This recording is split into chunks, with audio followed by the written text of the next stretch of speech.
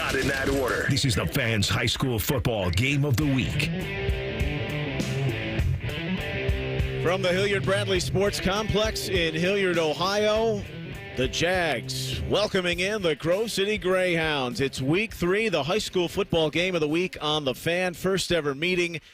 And this OCC cross-division matchup, OCC Ohio versus OCC Central. Neil Sika along with you. Dane Sonsenbacher will be joining shortly. And we've got Tyler Oliver, Cam Taylor. The entire gang is out for the first full Friday in September. Should be a good one. Threats of thunderstorms have subsided. And we will be back shortly with the opening kickoff and more thoughts before we get going between Hilliard Bradley and Grove City. The high school football game of the week on the Fan.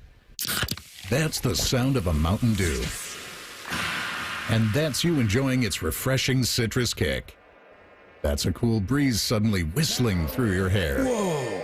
That's you realizing you're now on a mountain. This is epic! That's you stating the obvious. That's you stepping up to the plate.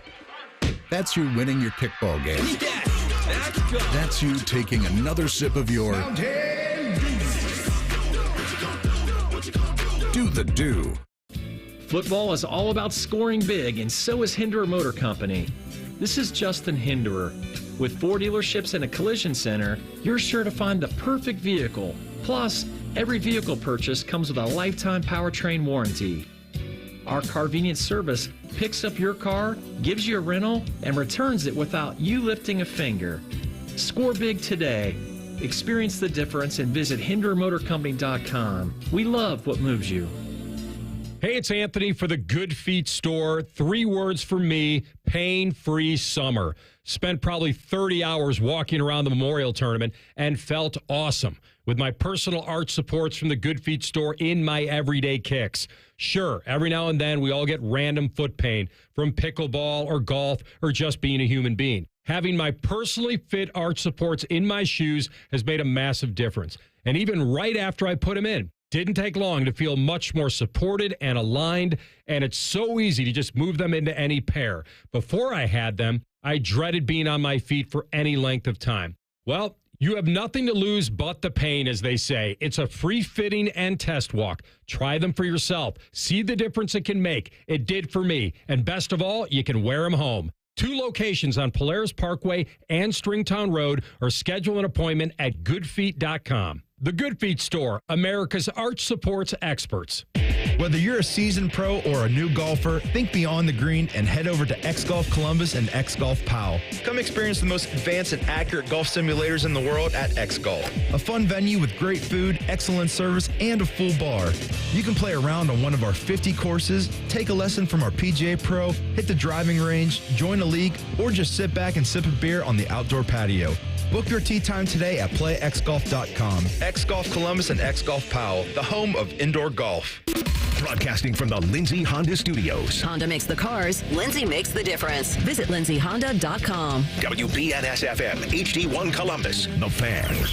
The best high school football plays here. The Fan, Ohio sports destination.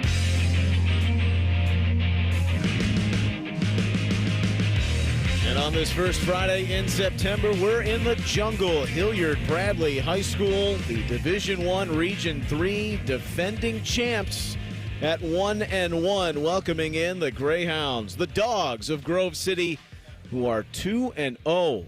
They have not been 3-0 in 23 years. You have to go back to 2001. Those great teams under Brian Cross, they were the poll champs in 1999. So there's a new air of confidence under Greg Waits in his 3rd season coaching this team. Mike Laparo's done one heck of a job building the Hilliard Bradley program since the school opened in 2009. Neil Sika, the former Buckeye great, Bengal and Bear, right at home in the jungle. Dane Sonsenbacher here to have some fun. Dane, great to be with you. We've been looking forward to this game. We said it at the bottom of the hour just because of where both these programs feel they're at for different reasons. Couple of 6-win seasons in a row, and you couldn't really say that over the last decade or so for Grove City football.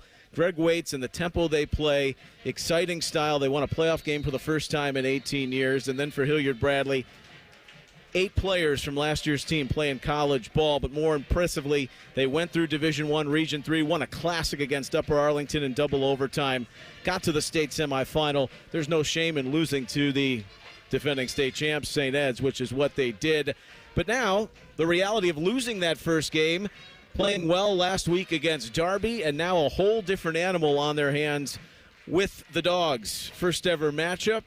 What are you looking most forward to watching tonight? Well, I think you hit it with Coach Laparo. We talked to him earlier in the week. He's really hoping that week 1 loss kind of lights a fire for these guys, because both these teams are dealing with the success of last year. And Bradley, because they've had so much success, have such a young team now, it's almost getting his guys to believe they have to still put in the work. So he's hoping that'll be a wake-up call. I'm most looking forward to see who these teams are. You know, they're still figuring out their own identity here. And that's important. It's week 3. We haven't quite hit the conference seasons, but we have hit the anthem. And while we have that, we're going to send it back to Ryan Baker in studio control. Ryan Baker, the radio maker, always on the ready. It's a big night for week 3 in high school football. He's got to look ahead at what he'll be keeping an eye on. Bake. It sure is, Neil. Unfortunately, we do have some weather wreaking havoc. Some games not going to be able to start until 7:30 tonight because of the weather that I think the east side of town is still dealing with, but you guys on the west side of town are all good. We've got some really interesting games here in week 3 tonight. One of the ones I really like is Afrocentric taking on DeSales. Afrocentric, a smaller school in the City League, but they have got some talent. Caleb Anthony is a heck of a player for them.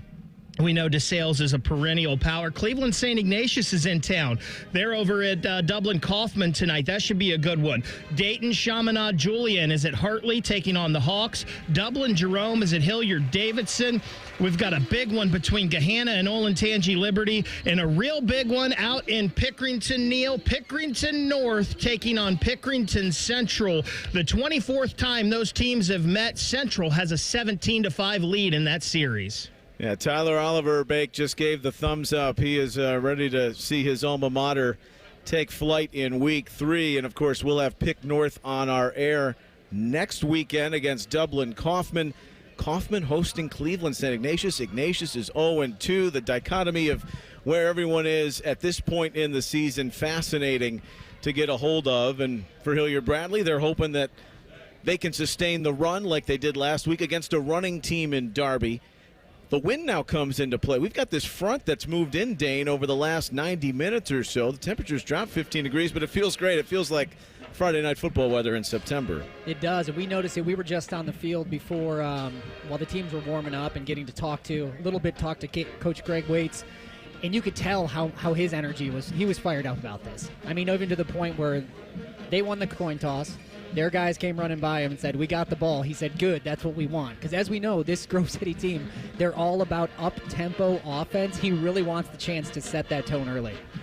Well, I don't have to dip into the well or even talk to Ryan Baker to tell you how difficult it was for Grove City over the last decade plus. The 2010s, just very hard to come by in terms of football success. The failed levy, they didn't have a team in 2009. Ironically enough, that was the year Hilliard Bradley started. They won 11 games from 2014 to 2021, but they've won 12 in each of the last 2 seasons, trying to go to 3-0 for the first time since 2001, and doing it without a great quarterback they had last year in Matthew Pappas. So they bring in a guy like Carson Welsh, who's an outstanding runner and a dual threat that gives a little bit more to this tempo offense. You better be ready if you're a defense to face 70, 75 plays a game. Yeah, you do. And we talked to Coach Laparo, and he said they prepared for it. If they get it, they'll be ready. So, I mean, I think, yes, you have on what stuck out to me by both teams is just what you mentioned, that lack of, stars. They lost a lot of good players, but both teams are kind of doing it by committee and trying to find out their identity still at this point in the season. And finishing up its pregame routine, the Hilliard Bradley Band here at the Hilliard Bradley Sports Complex. The Jags are on the field to our left waiting to run through, and we're waiting for Grove City to take the field. And we'll pause 30 seconds and come back, and when we do, we'll have the opening kickoff on the high school football game of the week here on The Fan. Hey, Buckeye fans. As the official wing sponsor of Ohio State Athletics, Roosters is kicking off an incredible giveaway you won't want to miss. This football season, we're giving away 12 ultimate Buckeye experiences. 3 drawings, 12 winners with prizes including tickets, sideline passes, and 2 trips to a Buckeye playoff game. Go to roosterswings.com to register and see all the details. 3 drawings, 12 amazing prizes. Register today and every day. Roosters, a fun, casual joint. Listening to the Fans High School Football Game of the Week. Now you get up in somebody's face and put some pressure on them. Is that clear? You understand? That's it.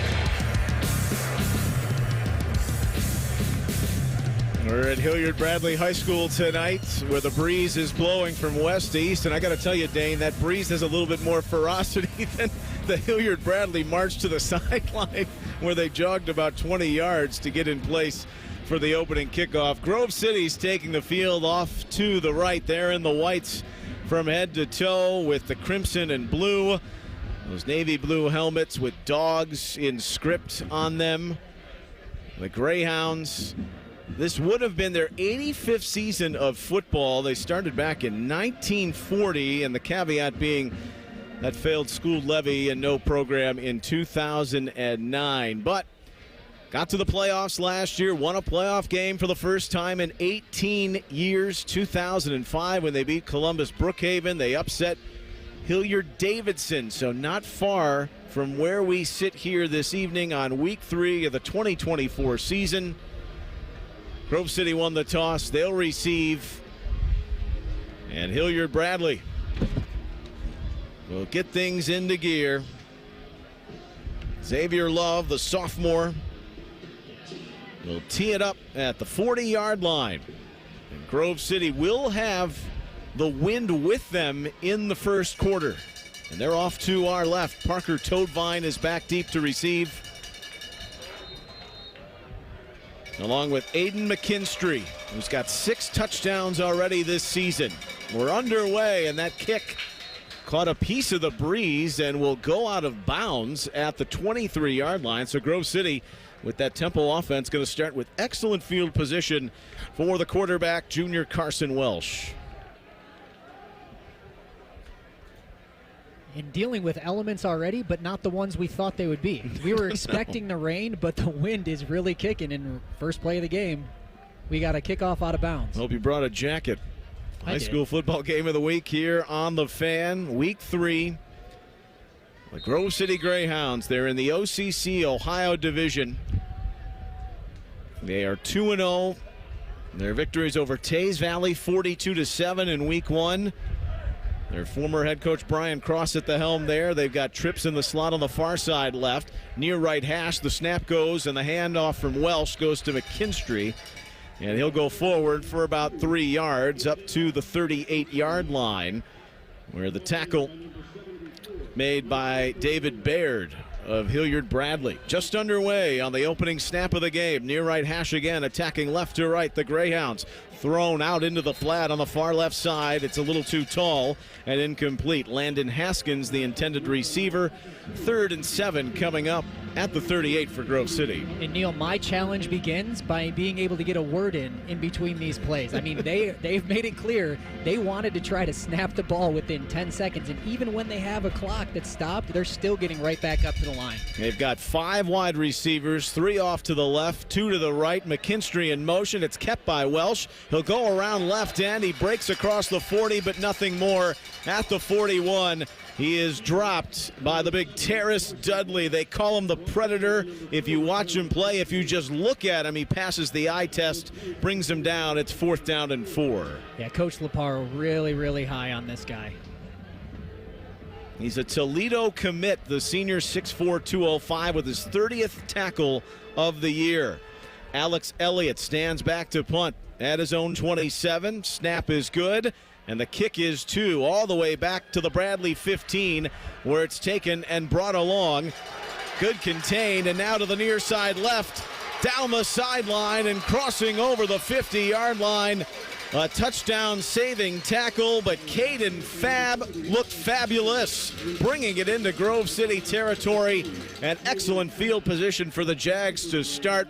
He took it from his own 15 and raced out for a 40-yard, call it 39-yard punt return to the Grove City 46-yard line. You can't ask for a better start than that from Hilliard Bradley, getting it stopped, 3 and out, and then a huge punt return. You know, I think especially in this level of football, special teams are so important. Fab had a previous 33-yard punt return last week against Darby, but that eclipses that at 39 yards. So it's the sophomore quarterback who stands in from the pistol and throws a strike on a far right slant to the outside for Drew Williams, who was second team all OCC last year. For the first snap of the game on offense for the Jags, the pass complete and down to the 39. It's a gain of 6 for Hilliard Bradley. And throwing the ball right away, that shows you a little bit about what they're going to want to do here. They're going to want to, he's showing some faith in his quarterback, his young quarterback, as he feels things out. Get him some confidence. 6 men up on the line defensively for Grove City. They usually play a 3-man front. On an offset pistol eye, it's taken in the backfield. Declan O'Neal. O'Neal is swallowed up. Grove City wasn't buying any of the theatrics, and it is a loss of 5. Back to where this drive initially started. Hilliard Bradley with the football for the first time. No score. We're 2 minutes in. Look at our scoreboard, brought to you by Byers Imports by the airport.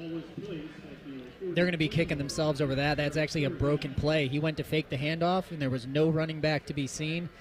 Kind of a momentum killer for them. A running back to be seen now behind him is Rashad Truss, the true freshman.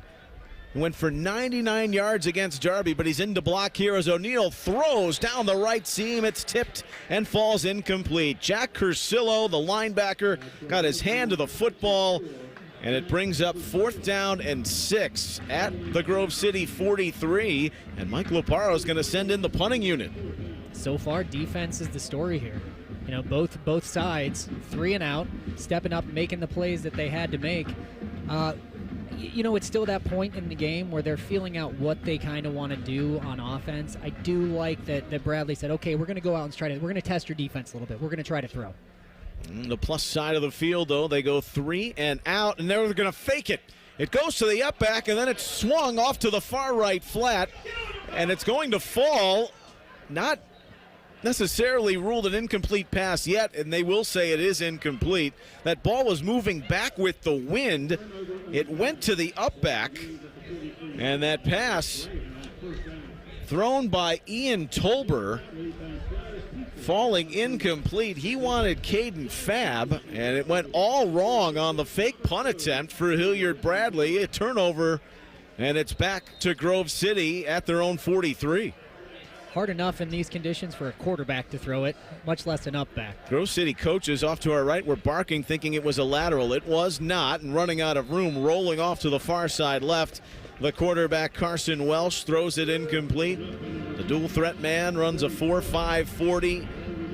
Just prolific quarterbacks in terms of the history of the school. Both teams graduating last year, and it may take more than 3 games, Dane, to find a rhythm if you're a new signal caller running the offense on the regular for the first time. Welsh back to pass, stands at his 35, far side left, looking long for Toadvine. He overshot him. Parker Toadvine was open. He had a step. It'll fall incomplete at the Bradley 25, and it brings up 3rd and 10 with 9:12 remaining in a scoreless first quarter.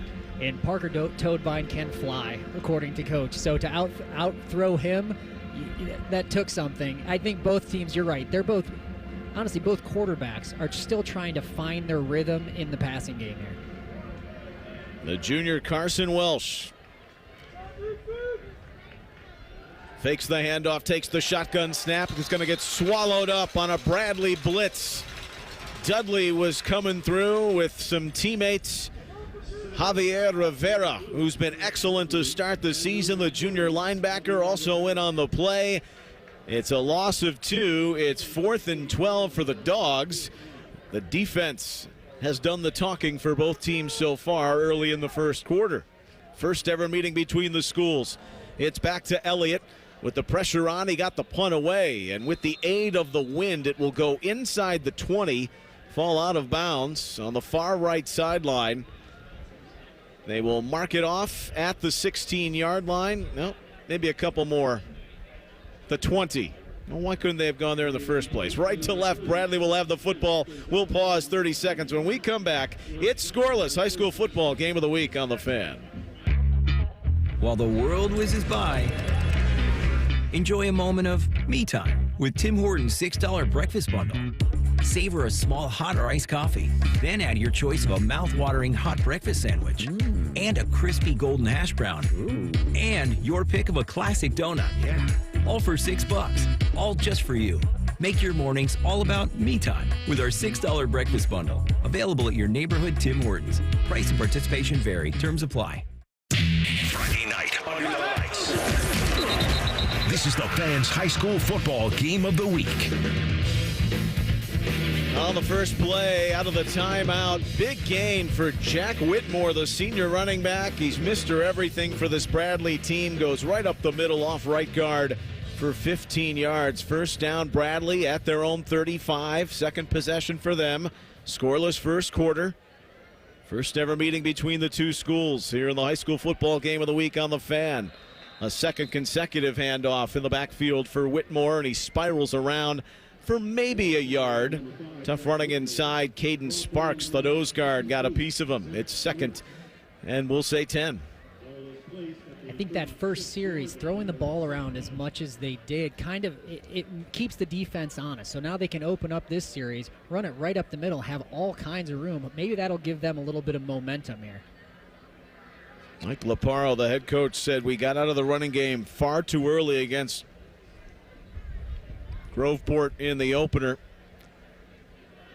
We marched to two 13-play drives each time. Here's a throw to the near left flat from O'Neal. It's off the fingertips of Daniel Schaefer and goes incomplete at the 46. It brings up 3rd and 9. So they commit to the run last week against Darby. They ran for 190 yards and found their way to a 28-7 victory after a 28-7 loss in the opener. They play 6 freshmen on the regular. 8 of those fabulous seniors from last year are off at the collegiate level. Hard to overstate how rare it is to have 6 freshmen playing on a varsity team. Including the Mr. Ohio football finalist, Braden Fleehardy, who's at Yale. Here's a delayed handoff to Truss, the freshman. He got a healthy dose of about 8 yards. Rashad Truss, who had 99 last week against the neighboring Panthers, is going to get the benefit of the spot here for a first down at the 45 on a 3rd and 9 call. And this is a true freshman, so he won't carry the bulk of the load, but Coach Laparo said this guy is the franchise. He, as his career progresses, they're going to lean on him heavy, and it's, there's one of your freshmen making plays already. That's a big moniker for a freshman. We'll also call him the Frosh. Yeah, he probably doesn't say it in the locker room. No. That's a recipe for torment for a young freshman. Not at all. Pistol look with 3 wide receivers, and we've got a timeout. Mike Laparo's not liking something with the way the offense was aligned, and so Declan O'Neal will come over to have a word. We will step out. We look at the scoreboard. 0-0. Byers Imports by the airport. 6:47 remaining in the opening quarter. It's the high school football game of the week on The Fan. Integrity, honesty, and quality. Words we live by here at Monogram Homes. Hi, this is Dina, and at Monogram Homes, we strive to bring your wants to your man cave, your needs to your kitchen, and your ideas to life. Most home builders claim to be custom, but starting with stock floor plans and templates isn't our idea of a tailored experience. At Monogram Homes, we start with a blank slate and work with you until you get exactly what you want. So start your true custom home journey today with a builder you can trust. Monogram Homes. Visit us online at monogramhomes.net. High school football game of the week. Now you get up in somebody's face and put some pressure on them. Is that clear? You understand? That's it. Against the wind in the first quarter, right to left, Hilliard Bradley. After a first down and a 9-yard run by Rashad Truss, the freshman. And they will hand off of right tackle again to Truss, and he will get about 3 more yards up near the 48-yard line. Excellent field position on their opening drive to start after the great punt return by Caden Fab, but they turned it over on downs and a fake punt try for Bradley. Working with the football for the 3rd time here, halfway through the first quarter. In front of their home fans, back-to-back home games for them. After the city rivalry last week against Derby. Jet sweep, it's given from right to left, and the handoff to the near left hash. And not much there on the run for Drew Williams. The senior will pick up maybe a half a yard. It's 3rd and 7. A lot of misdirection that they're running to. The play before, they had Williams set him in motion to try to get some eyeballs following. Same exact play setup. They handed it to him this time. I think they're just trying to create space to get those linebackers' eyes moving back and forth. Last year you had Flea Hardy, who could do no wrong, the ultimate competitor, the quarterback, Shishlow. There's so many talented skill position players. Trips off on the diamond on the far right seam, and now a throw into coverage from O'Neal down at the Grove City 30 is broken up. It will fall incomplete. Nicely done in coverage. Breon Savage was back there, also with the help of Ahmed Khalif, who's a star in the making, the senior at 6'3", 185. And it's 4th and 7. Bradley will punt. And truly, O'Neal is lucky that ball found the ground, because we know that Khalif is a huge presence back there, and usually if something's floating up there that long, he's going to come down with it. The accuracy, the connections for O'Neal, it's been a little spotty through the first 2 games, was 17 of 41 entering tonight. Love will punt it away. It's a good one into the wind, all things considered, and a fair catch from Toadvine, who makes the grab at his own 19. Which team will break the ice first? A scoreless affair. This is a Grove City team that averages 40 points through the first 2 games. And Bradley, which also hung their hat on that defense. You don't win a regional championship and go to the state semifinals without the tenacity that you play with on the other side of the football. And putting some parts together there in the early going, limiting Derby and their option offense to 7 points last week. Carson Welsh will hand to McKinstry. Straight ahead into the pile, middle of the field, surging forward to about the 23-yard line. Give him an extra one to the 24. 2nd and 6. 5 minutes remaining here in the first quarter. No score. Left to right go the Dogs in the road whites from top to bottom. With the red and blue trim. Welsh back in the pocket will throw. It's a quick one over the middle on a cross and right down to his knees. Kenton Bennett, who's an outstanding story, basically bought his time over the last 3 years, and now he's being a feature receiver in the Grove City offense. But a minimal game there, 3rd and 5. Yeah, that can be a huge asset for a high school kid to actually get that experience early on in your career and now get to put it to work. Welsh pumps, throws down the far left sideline. Toadvine got his hands up. It'll fall incomplete, but it was disrupted because one of the best DBs in the area, Trey Burke, was on him, acting as his shadow. Broke it up at midfield on the try down the far left. Incomplete, and a quick 3 and out for the Greyhounds. That's how it's going to be. If it's going to be 3 and out, it's going to be a quick 3 and out. And I think these DBs for Bradley have really shown up. There's really not been any space for Carson Welsh to get the ball to. So Myers, the senior soccer player, he came to Greg Waits in the offseason. They had an all-state kicker, and he said, I want to kick for you. And he's done a really good job. Low line drive punt down the far right of the field.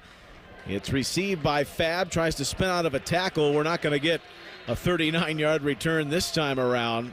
Coverage is excellent by Grove City. Back at the 26, and Hilliard Bradley will go to offense for the 4th time. Are you surprised, though, Dane, that they have not maybe relied or tried to work the well on the running game a little bit more in this first quarter, especially going against the wind? Yeah, a little bit. And it could be, I know we talked to Coach Waits, he scripts all of his first 10 plays. So I think we're still in that mode. They haven't had the ball that much. That they knew what they were going to run. They want to see how the reaction's going to happen. I wouldn't be surprised to see a little bit more run when they get the ball back. Same could be said probably for Bradley. They got Whitmore in the backfield. It's going to be O'Neal on a fake and a keep up the middle. Down the right hashes, and he gets to the 34-yard line. And we've largely played between the 230s right so far. It's a lot of kudos to these punt returners. Some of these punts have been on the ground, maybe spinning, but stopping that to give your team good field position, it's very heady for high school kids to know to do that. Excellent point. 2nd and 2.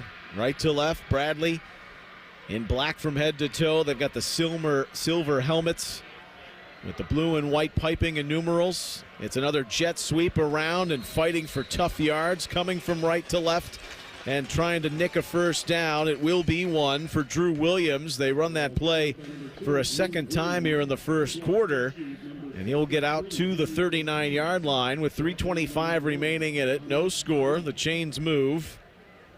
You know, and it's similar to trying to defend triple option. The idea is you're getting eyeballs in the backfield to try to follow the wrong keys, and over time it takes a lot of discipline to keep your eyes on the right guys. The senior Whitmore in the backfield, Declan O'Neal. Mike Loparo called Ronnie Sunshine Bass. If you're not familiar, he was the quarterback of fame in Remember the Titans, who won the 1971 Virginia High School state title at T.C. Williams. He played collegiately at South Carolina, just laid back and chill. Bass initially had transferred in from Florida. He's blonde and blue-eyed, and he's in control now. He had to play in that state semifinal game. Flea Hardy was injured, his ankle. And so the sophomore signal caller, after a little bit of a delay, we're ready to go. Takes the snap, man in motion. Now he's going to look off that wheel route and throw right down the middle of the field. He's got his man. It falls incomplete. In and out of the hands at a wide open target, sitting at the 25-yard line. But it will go through the hands of Keeney, Jaden Keeney, who was the target at 6'1", 180.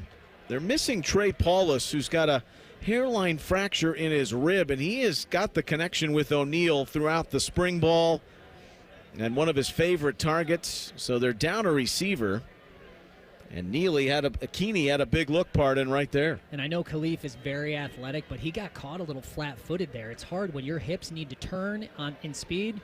He couldn't do it fast enough. 2nd and 10, hitch route to the outside. It's caught.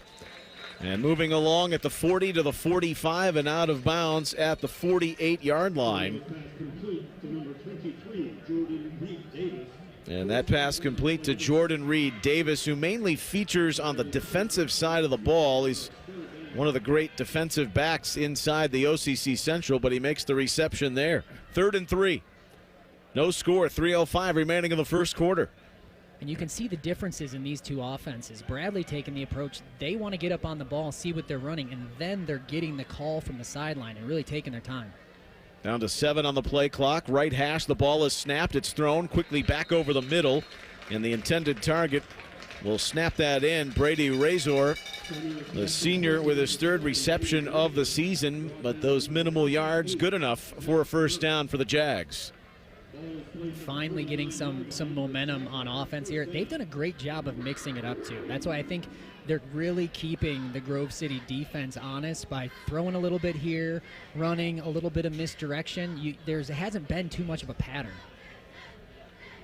Team that went 13-2 last season. Region 3 champs. They're in Region 2 this year. It's a bad snap. It's off the lineman. It fell right down at the line of scrimmage. O'Neal falls on it. Now a flag comes in. We're going to get a procedure call. That did not look, that looked very unorthodox. It was a little bit messy. I think it was just a miscommunication with the center and the quarterback. So they're in the shotgun, and they've got somebody coming in motion. Half the line didn't move, and he snapped it off somebody's leg. They're lucky they got it back, honestly. Not a lot of penalties in this first quarter. Lonnie Freeman is our head referee. 2:20 remaining here in the opening period of action. From the Hilliard Bradley Sports Complex, no score. Jags on a 1st and 15. Over the middle, the throw. O'Neal will slice and dice the Grove City defense, and he hits his man in stride. That's Ian Tolber. He's a slash kid. Mike Loparo said to be on the lookout, and he ran a slant over the middle.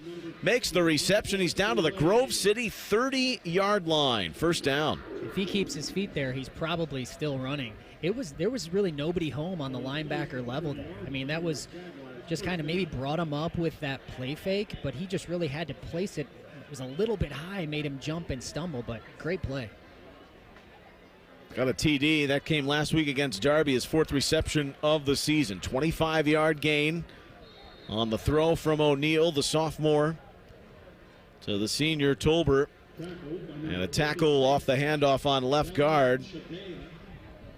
Delon Shadea, the junior, who's got 3 tackles for loss. That was close to one. A minimal gain on the handoff for Bradley. Last 80 seconds of a scoreless first quarter. Right to left, Jags on the move. You can feel Bradley getting some momentum here and even building in confidence. Even you can see it on the blocking on the perimeter. They're holding on to everything. You can see it's kind of starting to feel like, okay, we're getting something here. Stack the line off the left side. They run in motion, and it's a devised play with a fake handoff, and O'Neal will keep it and motor along down the left hash. He gets inside the 20 to the 19 and picks up 10. Neil, good piece of deception. They faked me out and half of the Grove City defense there. Likewise, first down and 10, and the first team to hit the red zone. 3/4 of a minute remaining in the first quarter. No score. Bradley on the move from right to left. Declan O'Neal, the sophomore quarterback, in the pistol. Whitmore behind him. 2 receivers left. Motioning is Schaefer, left to right. They hand to Whitmore. There's penalties, though, pre-snap. Procedure, again, on Bradley. We'll move it back 5 yards. So trying to overcome these penalties. They did the first time around.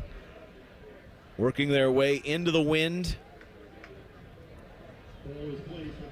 Like Laparo said, we got punched in the mouth week 1 against the Cruisers of Groveport Madison, who have been cruising their first 2 weeks of the high school football season. They'll stay here at home next week to take on Marysville. They're back at their own, or the Grove City 25. 3 receivers, near side left. Here's a toss to Whitmore. Looked like, again, an alignment problem maybe from Bradley. There were flags thrown. You might even get an illegal motion. The receiver looked like he was falling forward on his motion before that thing got snapped. That'd be Razor, and that's exactly the call.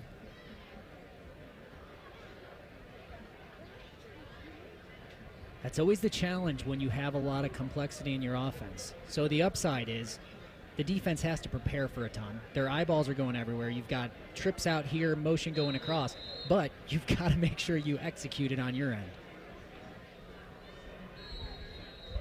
So 2 consecutive penalties to back them up to the 29. It's 1st and 20 when we return for the start of the second quarter.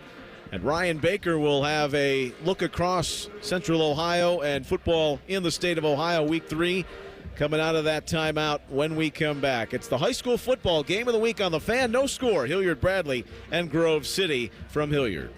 Hey, it's Chaps. Most goals have a clear course, like planning a trip. But when it comes to losing 40 or 50 pounds, that's a different story. Except with Awaken 180, a clear course to fast, proven weight loss with free support for life. Awaken180weightloss.com. Looking to sell your home? Don't pay 6% commission. Call my guys at Sell for 1% Realtors. They're full service, not a do-it-yourself kind of thing. On average, customers save over $10,000. Give them a call, 614-451-6616. That's 451-6616. 30% of D1 athletes report betting-related threats and harassment after games. This threatens the safety and mental health of students like Jade.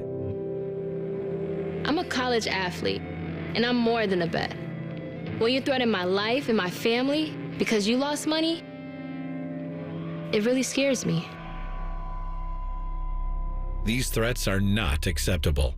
Stop harassing college athletes over a bet. Learn more at morethanabet.org. You're listening to the Fans High School Football Game of the Week. Now you get up in somebody's face and put some pressure on them. Is that clear? You understand? That's it. Scoreboard update with Ryan Baker back in studio control coming up in a moment. First play of the second quarter on 2nd and 20. Switching ends of the field going from left to right. Hilliard Bradley, a toss out to Truss, the freshman, who gets 3 yards. 2nd and 17 at the Grove City 26. 96 yards of total offense after that carry for Hilliard Bradley. Just 11 for Grove City on 4 possessions in the first quarter. O'Neal, the sophomore, takes it off the left hash in the shotgun snap. Rolls all the way to the near side right.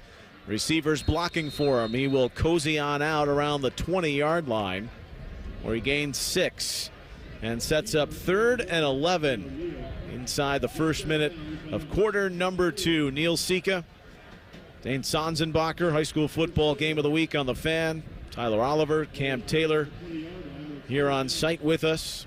Jacob Reimer back in studio control. Of course, our great crew with Ryan Baker. Myers Dublin Subaru High School overtime at the conclusion of week 3 of this season.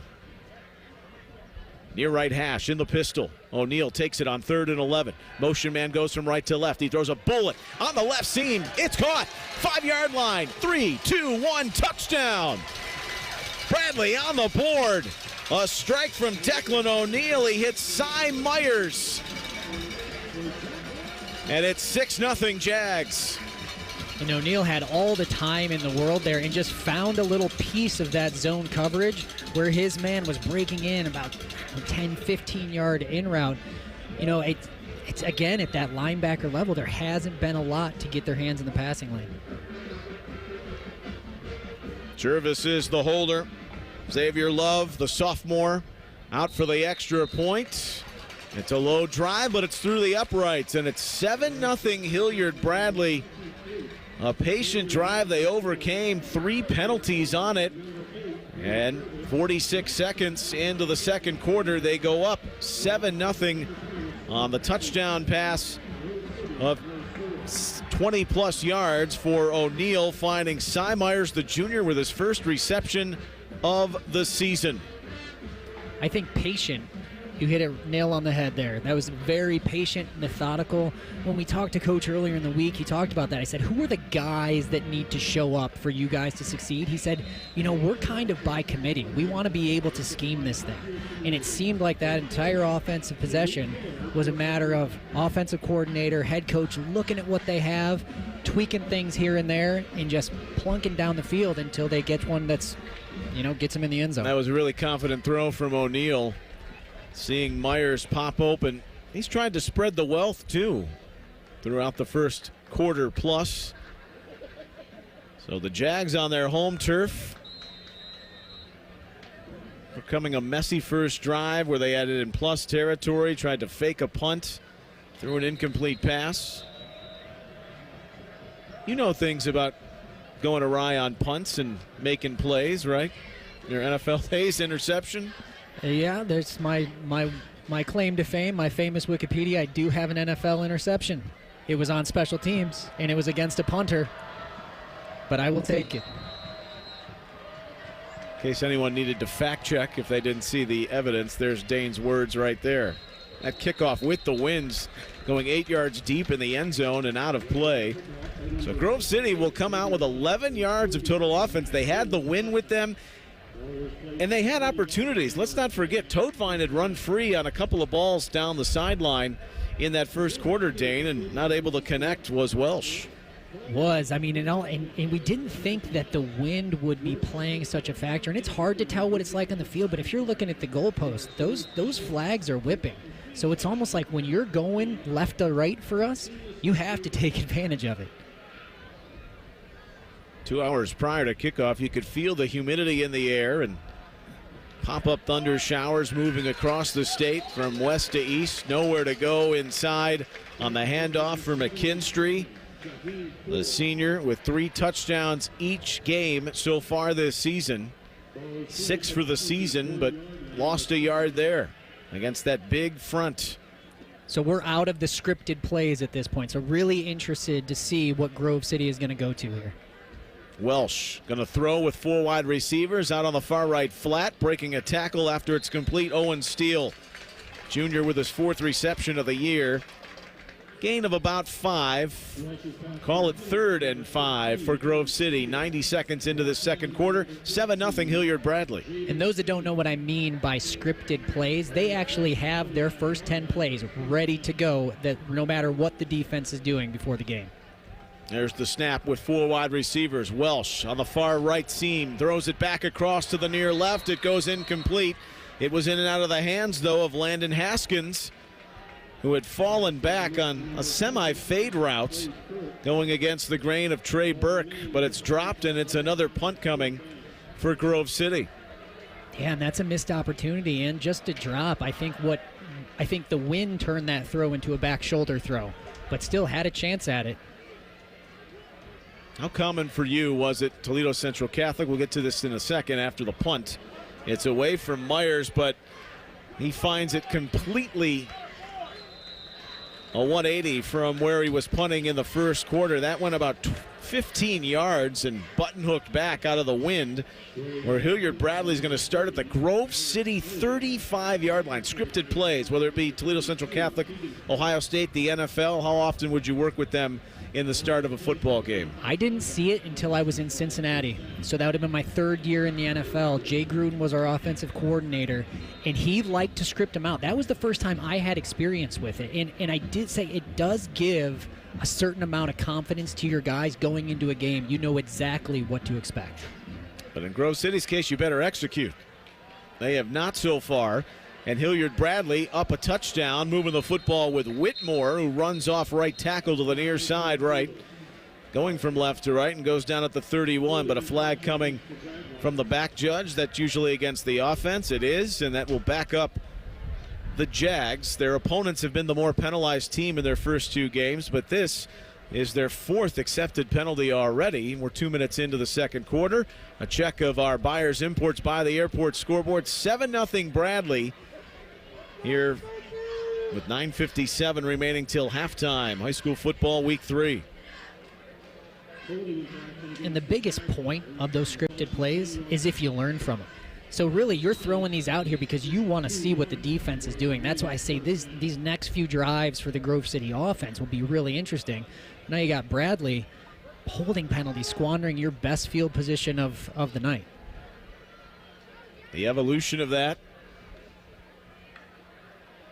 Motion man going from right to left, and O'Neill will hand to Whitmore. I remember the days of John Cooper. He would tell Brent Musburger, Dick Vermeil, this is what was coming, and they would echo that on the telecast.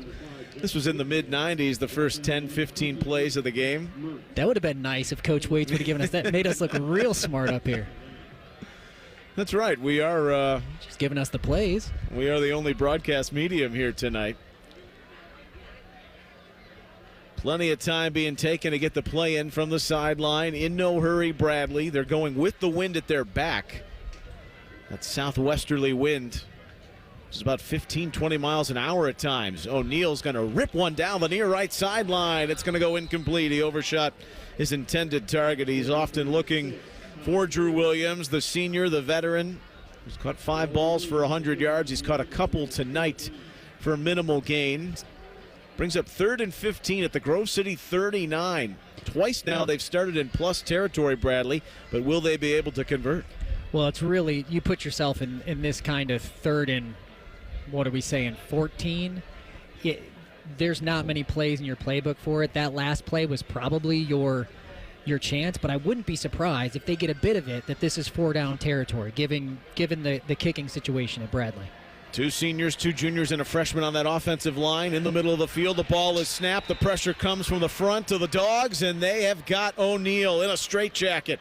Wrapped down, back all the way at his own 49-yard line.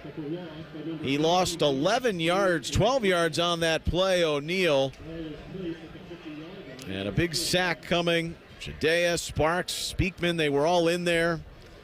And it is punting situation. Bradley cannot take advantage of the excellent field position for the second time. And that's the trouble when you're drop back, 5-step drop. To try to get it, you just don't have that kind of time. Punt away from Love, using the wind to his aid, and a little too much. It'll bounce off one hop through the uprights and go out of play. There was a flag. I think they're going to give a sideline warning to Hilliard Bradley. 7-0 Bradley with 8:13 remaining here in the opening half. Grove City coming out. We've got a moment. We'll go back to the studio. Ryan Baker, what you got shake and bake, and what's ahead here at the tail end of this first half. Well, guys, we talked about it pregame. There's a lot of good games in the area going on right now. Olentangy Liberty, they might be the surprise team of the season so far. They've got a 14-0 lead over Gahanna. Andrew Leonard just hit Jake Struck for a 20-yard touchdown pass. Watterson has a 7-0 lead over Westerville North, and Pick North up early on Pick Central, 7-zip. Thanks, Bake. More coming up throughout the night. And, of course, don't forget Byers Dublin Subaru High School Football Overtime. Bake and Tito will have you covered all throughout the night on Week 3 action. Welsh, who hands off on first down. It was a gain of 7, goes again. It's McKinstry who takes it for a first down out to the 30. Welsh is 2 for 7 for 6 yards. Carson Welsh came into tonight. He had thrown for just over 400 yards. 5 touchdowns and an interception, but not been in sync with the receivers. They've let him down. He's overshot some. 7.5 remaining in the first half. Right to left, Dogs. Grove City in white from head to toe. The blue helmets throwing over the middle of the field on a shotgun snap. It's caught. Welsh finally completes one to McKinstry. It's a big gainer all the way into Bradley territory to the 44. He slips down and goes to the 42.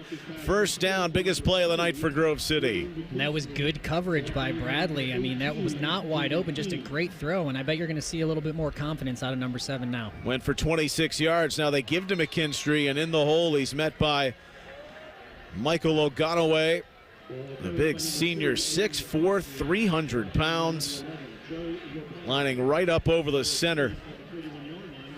It's black from head to toe for Bradley. Their uniforms, royal blue numerals, white trim, silver helmets. Welsh takes the shotgun snap, rolls to the right, fumbles the ball, got right back on it on the right hash marks. He lost 2 yards.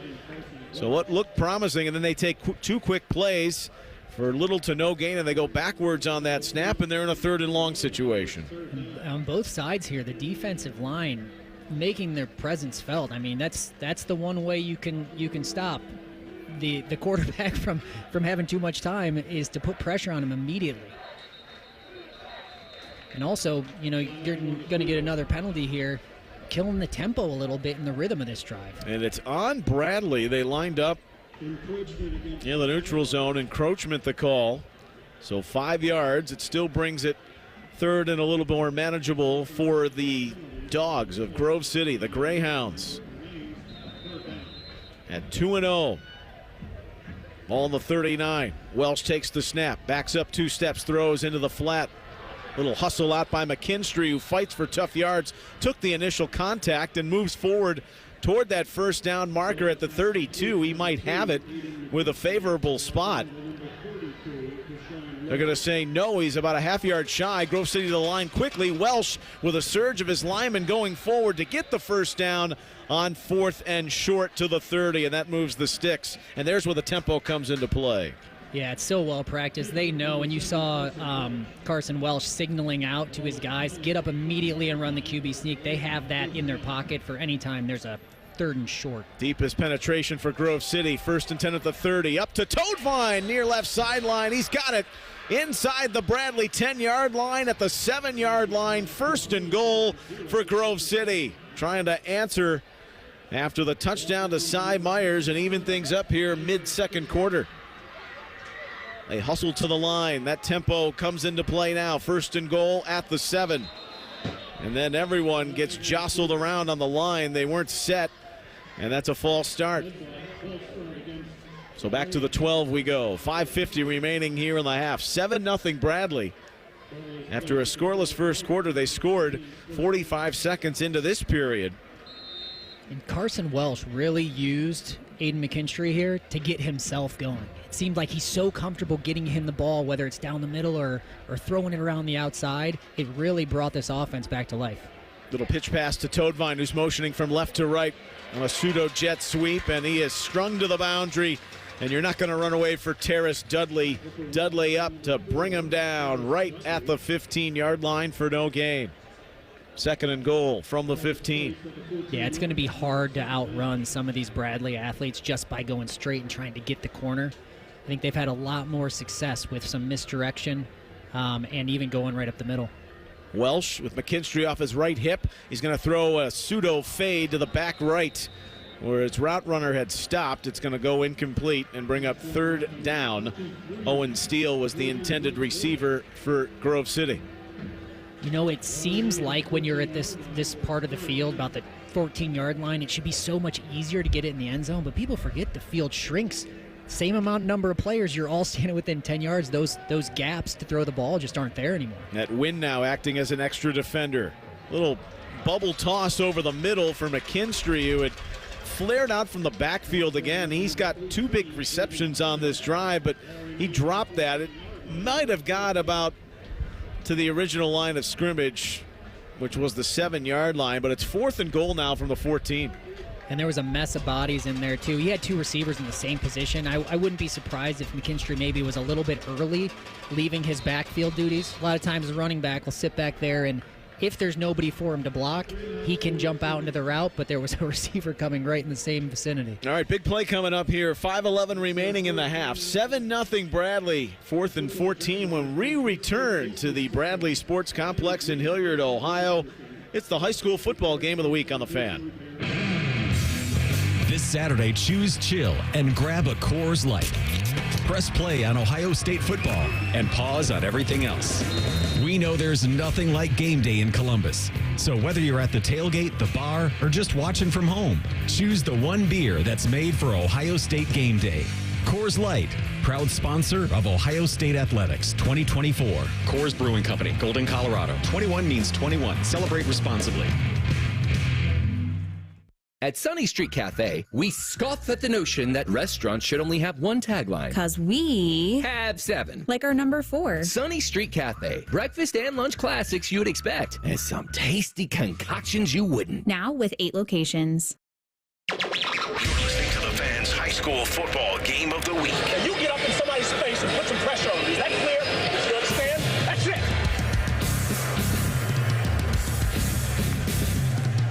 31-yard field goal attempt. They brought Myers out to take it. It's blocked. It's blocked by Bradley out of the timeout.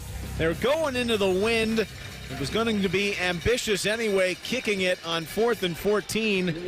That's where they feel maybe Myers' distance is 30 to 40 yards, but it's snuffed out by the front of the Bradley defense, and it's going back to the Jags, and it's 7-0 still. So hard to not get any points out of that drive. You finally got rhythm, but on that field goal, I'm not even sure the ball got placed. The kicker looked like it almost kicked it out of the hand of the holder right into the backs of the line.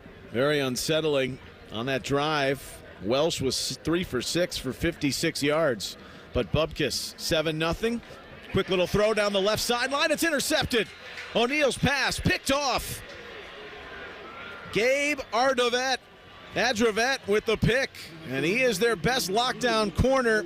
He was stride for stride and made the interception. Adravette at the 40 and tails back to his own 36 when it's all said and done.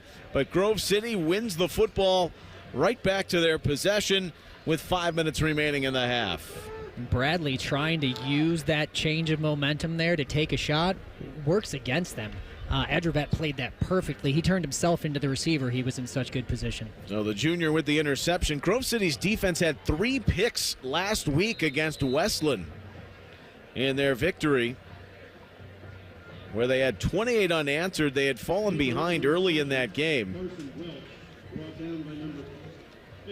Carson Welsh with the carry for 3 yards off the right hash. Right to left, Grove City trailing 7-0. They missed the field goal. It was blocked. They got it right back on the Adravette interception. Button hook pass off the right side. It's caught. Welsh finds his target, Kenton Bennett. And Bennett slips the tackle out to midfield right on that big HB logo is where it will be snapped next. But we've got an injury to a Hilliard Bradley player. 4:31 remaining here in the half. 7-0 Bradley. Let's pause. It's the high school football game of the week on The Fan. Bobby Carpenter here for my good friends at Ohio Mulch. Ready to give your landscaping a boost? Right now, get topsoil for $19.99 a cubic yard or grab 20 bags for $20. From rich, natural mulches to nutrient-packed soils, stop into any of Ohio Mulch's convenient locations and see what all the excitement is about. Visit in-store or online at ohiomulch.com. Ohio Mulch, landscape supply, greener, greener, better. This week, find hot deals in one stop at Meijer. Shop select bulk apples for $1.49 per pound. Fresh from Meijer family pack chicken thighs for $1.29 per pound. And select General Mills cereal for $1.99. Plus, earn M-Perks points every time you shop for groceries, apparel, and at the pump. You even earn points at the Meijer Pharmacy. So schedule your flu shot today. Available now. Meijer has all you need in just one stop. And the same low Meijer prices in-store and online. Exclusions apply. See all deals in-store or in the Meijer app. The best in high school football every Friday night. The Fan, Ohio sports destination. Back here out of the injury timeout, Jaden Keeney, who had dropped a pass earlier, was the defensive player now for Bradley, who was down. He got up under his own power and comes to the bench. On the ensuing play, Carson Welsh runs. He got essentially horse-collared by the big Michael Oganaway, and that will move it all the way to the Bradley 34. 7-0 Jags, 4:21 remaining in the half. Welsh, quick throw out to the right flat on the far side. Caught by Owen Steele. Motors forward for about 3 yards. Stays inbounds along the boundary. Clock moving. 2nd down and 6 coming up. Neil Sika, Dane Sanzenbacher, our wonderful crew. High school football game of the week here on the Fan, week 3. Halftime coming up with Skip Mossick. 7-0. Dogs trail. Throwing out on the right sideline. It's caught 25-yard line, and down to the 24. Spinning out of a tackle off the reception was Bennett. It's 3rd at about a half a yard. Quickly to the line again. Welsh will do this every time. He did it on the ensuing drive.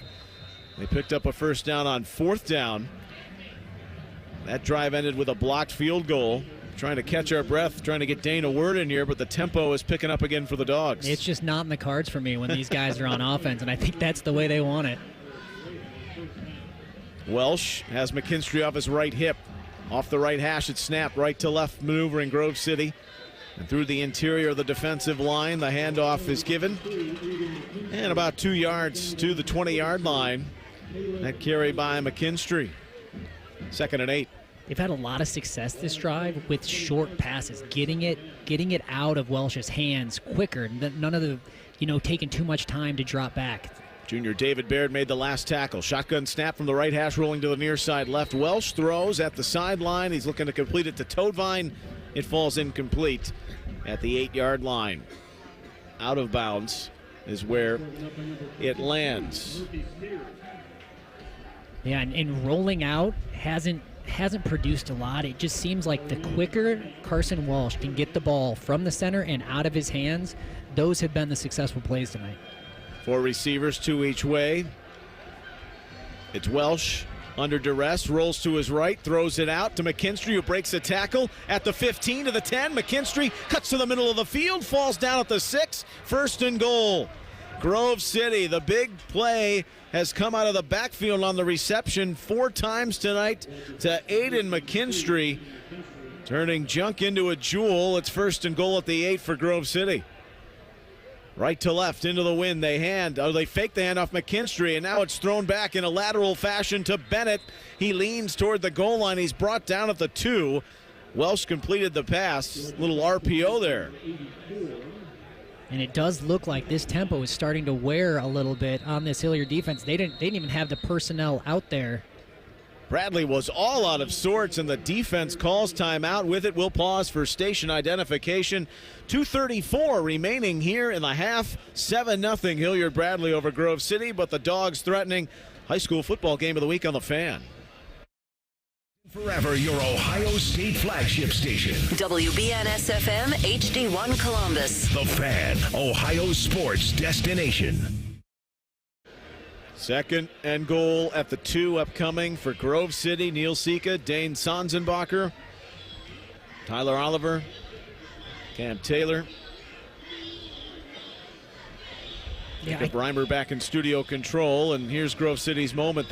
You were complimenting the tempo. Now it's starting to take effect. Yeah, I think, along with the tempo, rhythm is just as important. And what I mean by that is their cadence is much better, isn't it? Yeah, they're getting the ball in rhythm out of Carson Walsh's hands. I just think those plays have been so successful for them. They've tried to do the drop back. Bradley's D-line is not letting it happen. They're not giving you more than 3 seconds back there. They've tried to roll out a little bit. Still, nothing really happening, but it's those up-tempo offense with throws that are coming out in rhythm that have really seen them get this ball down to the 2-yard line.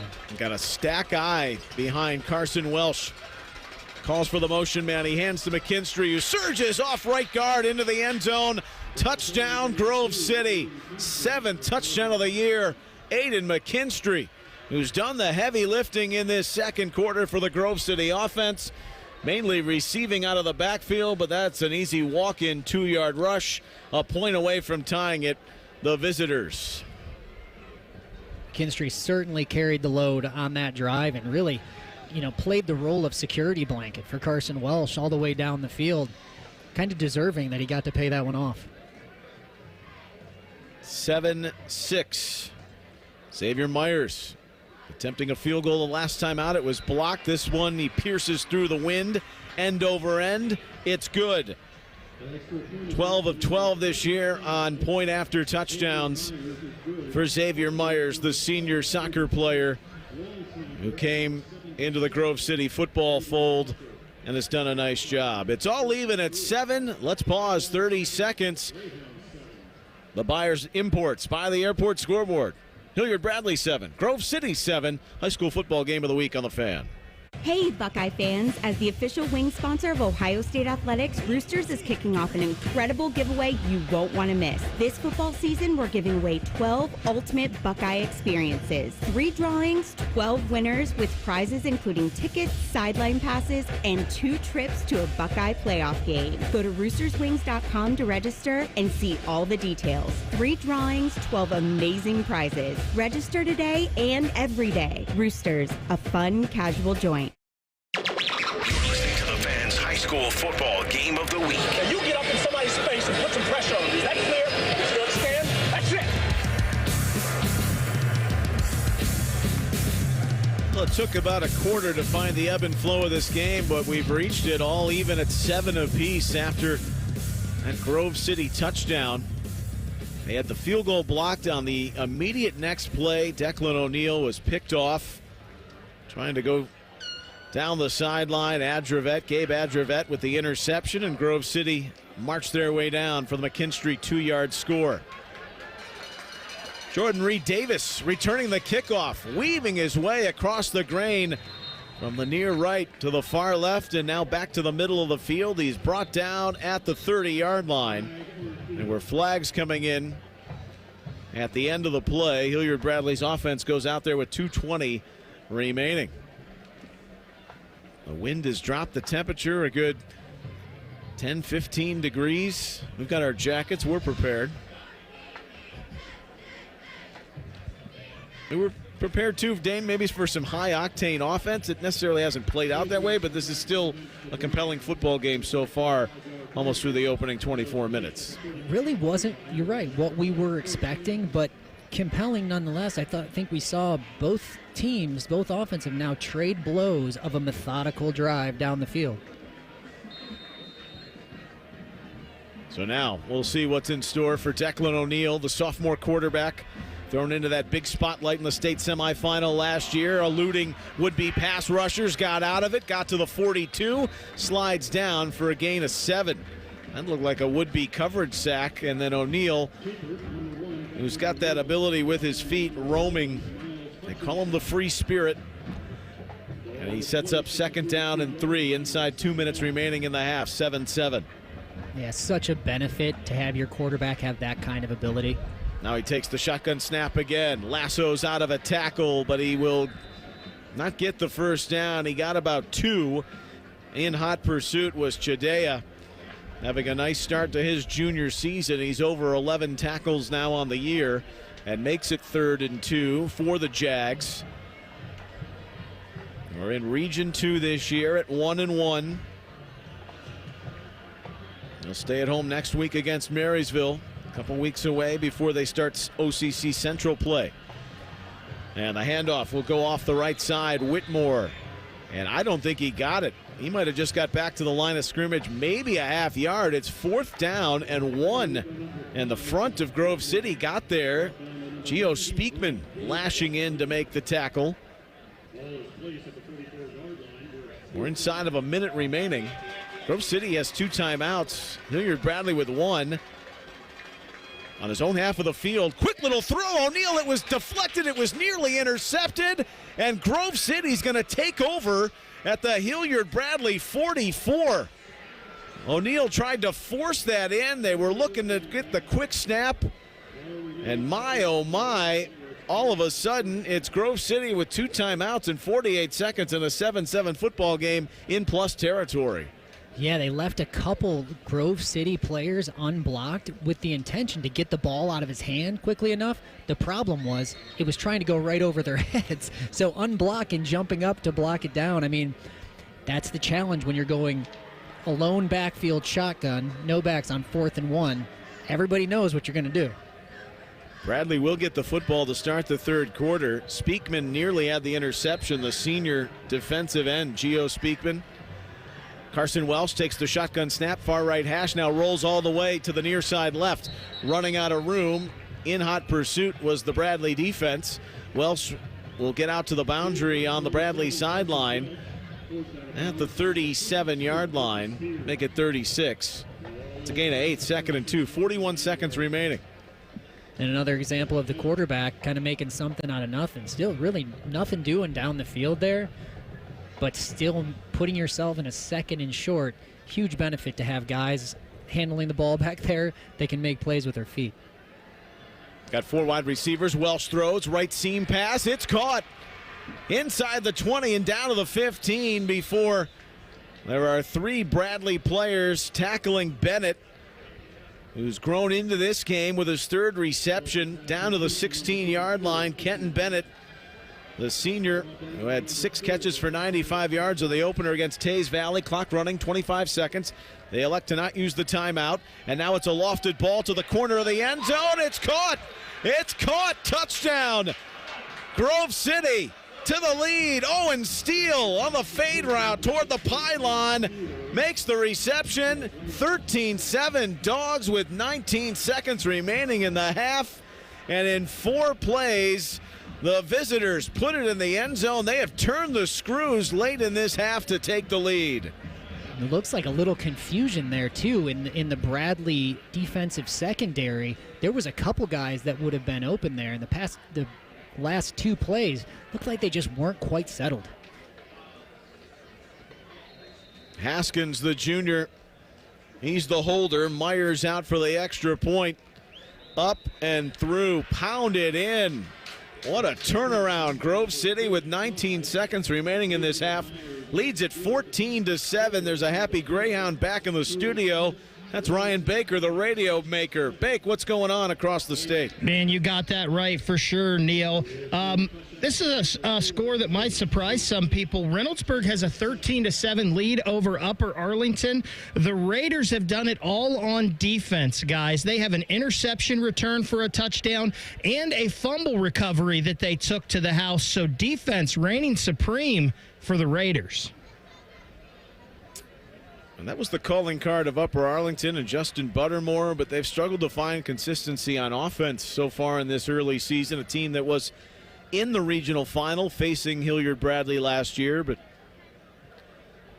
look, you can talk about the program overall, but kids graduate. It's a different team. It's different one season to the next. You know that better than anyone, Dane. It always is. And even we see it in this game here. I mean, you had a lot of success the prior year, but you lose a lot of guys. And so can you repeat that? Well, you got to get guys believing and working to make it happen. And there is belief in this Grove City program again for the first time in 2 decades. Didn't show in the first quarter, but they have come to life here late on. Schaefer returns the kickoff for Bradley, and he's got a good return all the way out to the 49. knifing his way diagonally from right to left. Jags moving from left to right. 9.5 seconds remain on the scoreboard. Clock off to our right. 14 unanswered for the Greyhounds, leading it by 7. One timeout for Declan O'Neill. They tried to go 4th down and short in their own territory. A pass that got deflected and nearly intercepted. Had a fake punt go awry. They overcame that. They took the lead early in this quarter, but it's been all Grove City since. And, man, they would love to get something going with this 9 seconds, just some sort of momentum back in their favor. In motion. From right to left, quick little hitch, and now looking down the seam. O'Neill throws. It's dropped and should have been intercepted by Khalif. Ahmed Khalif couldn't come up with the football. He was all the way back at the 15-yard line. 3.7 remaining. And you wonder, getting the ball, too, to start the second half. If Mike Laparo will say, we'll just sit on this. Or will you be ambitious and try for something more? O'Neill with 3 receivers near side right, 1 to the left, takes it from the far left hash, throws it deep down the field, down the seam. It's batted and going incomplete. Cursillo, the linebacker, in coverage. Jackson Nagel was the intended target. It is 14-7 at the half. Grove City with 14 unanswered late on in the final 5 minutes of the second quarter, and they take the lead heading to the break. It's the high school football game of the week on The Fan. This September, Diamonds Direct's ultimate offer is back, stronger than ever. Diamonds Direct helps you get the perfect jewelry gift with 0% interest. That's right, enjoy 5 years of 0% financing on any Diamonds Direct purchase. It's your chance to get her the perfect ring with 0 interest and comfortable monthly payments that fit your budget. But act fast. This offer ends September 30th. For details and more, visit diamondsdirect.com. Spread your payments over 5 years with 0 interest on approved credit. Only at Diamonds Direct. Your love, our passion. Save big money on everything now at Menards. Create fresher, cleaner air with Damp Rid products. Control the humidity in your space with a hanging bag moisture absorber. They're great for closets and laundry rooms. Grab a 3-pack on sale through September 8th. Save big on Damp Rid moisture absorbers at Menards. America's #1 home improvement retailer for customer satisfaction according to J.D. Power. Visit jdpower.com for details and menards.com for deals. Save big money at Menards. Friday night under the lights. You're listening to the Fans High School Football Game of the Week halftime show. Sponsored by Bridge Credit Union. And with the Grove City Band taking the field, their fans in good spirit.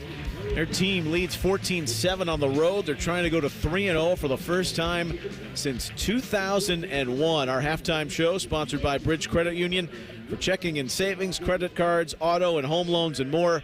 Visit bridgecreditunion.org today and experience the Bridge difference. Grove City 14, Hilliard Bradley 7, Neil Sika, Dane Sonsenbacher, and our great crew.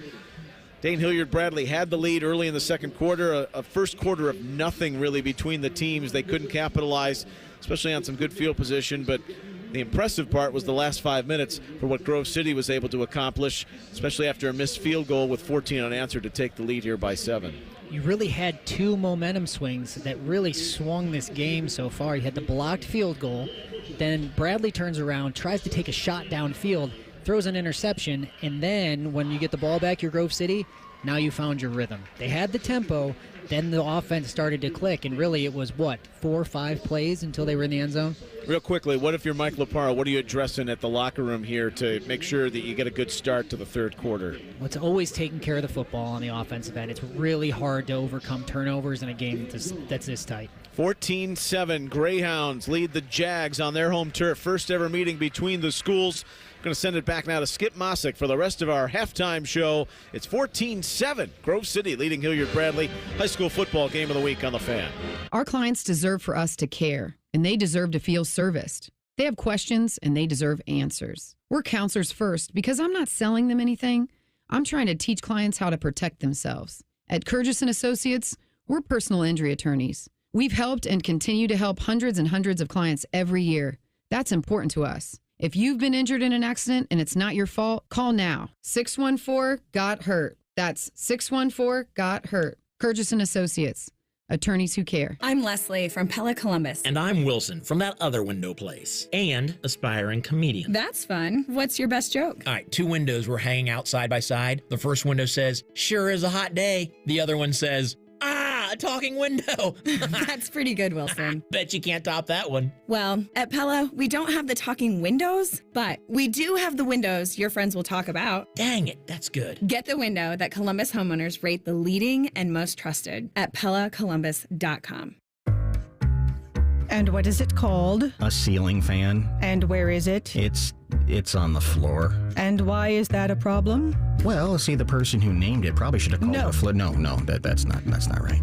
The guy on TV I saw put up a ceiling fan. Are you a TV star, Paul? No, I'm not. Are you an electrician, Paul? I am not. You are? I am a middle management accountant, and I shouldn't be putting up ceiling fans. You should. Call the pros who knows. Apex Pros. The pros who knows know electrical work, too.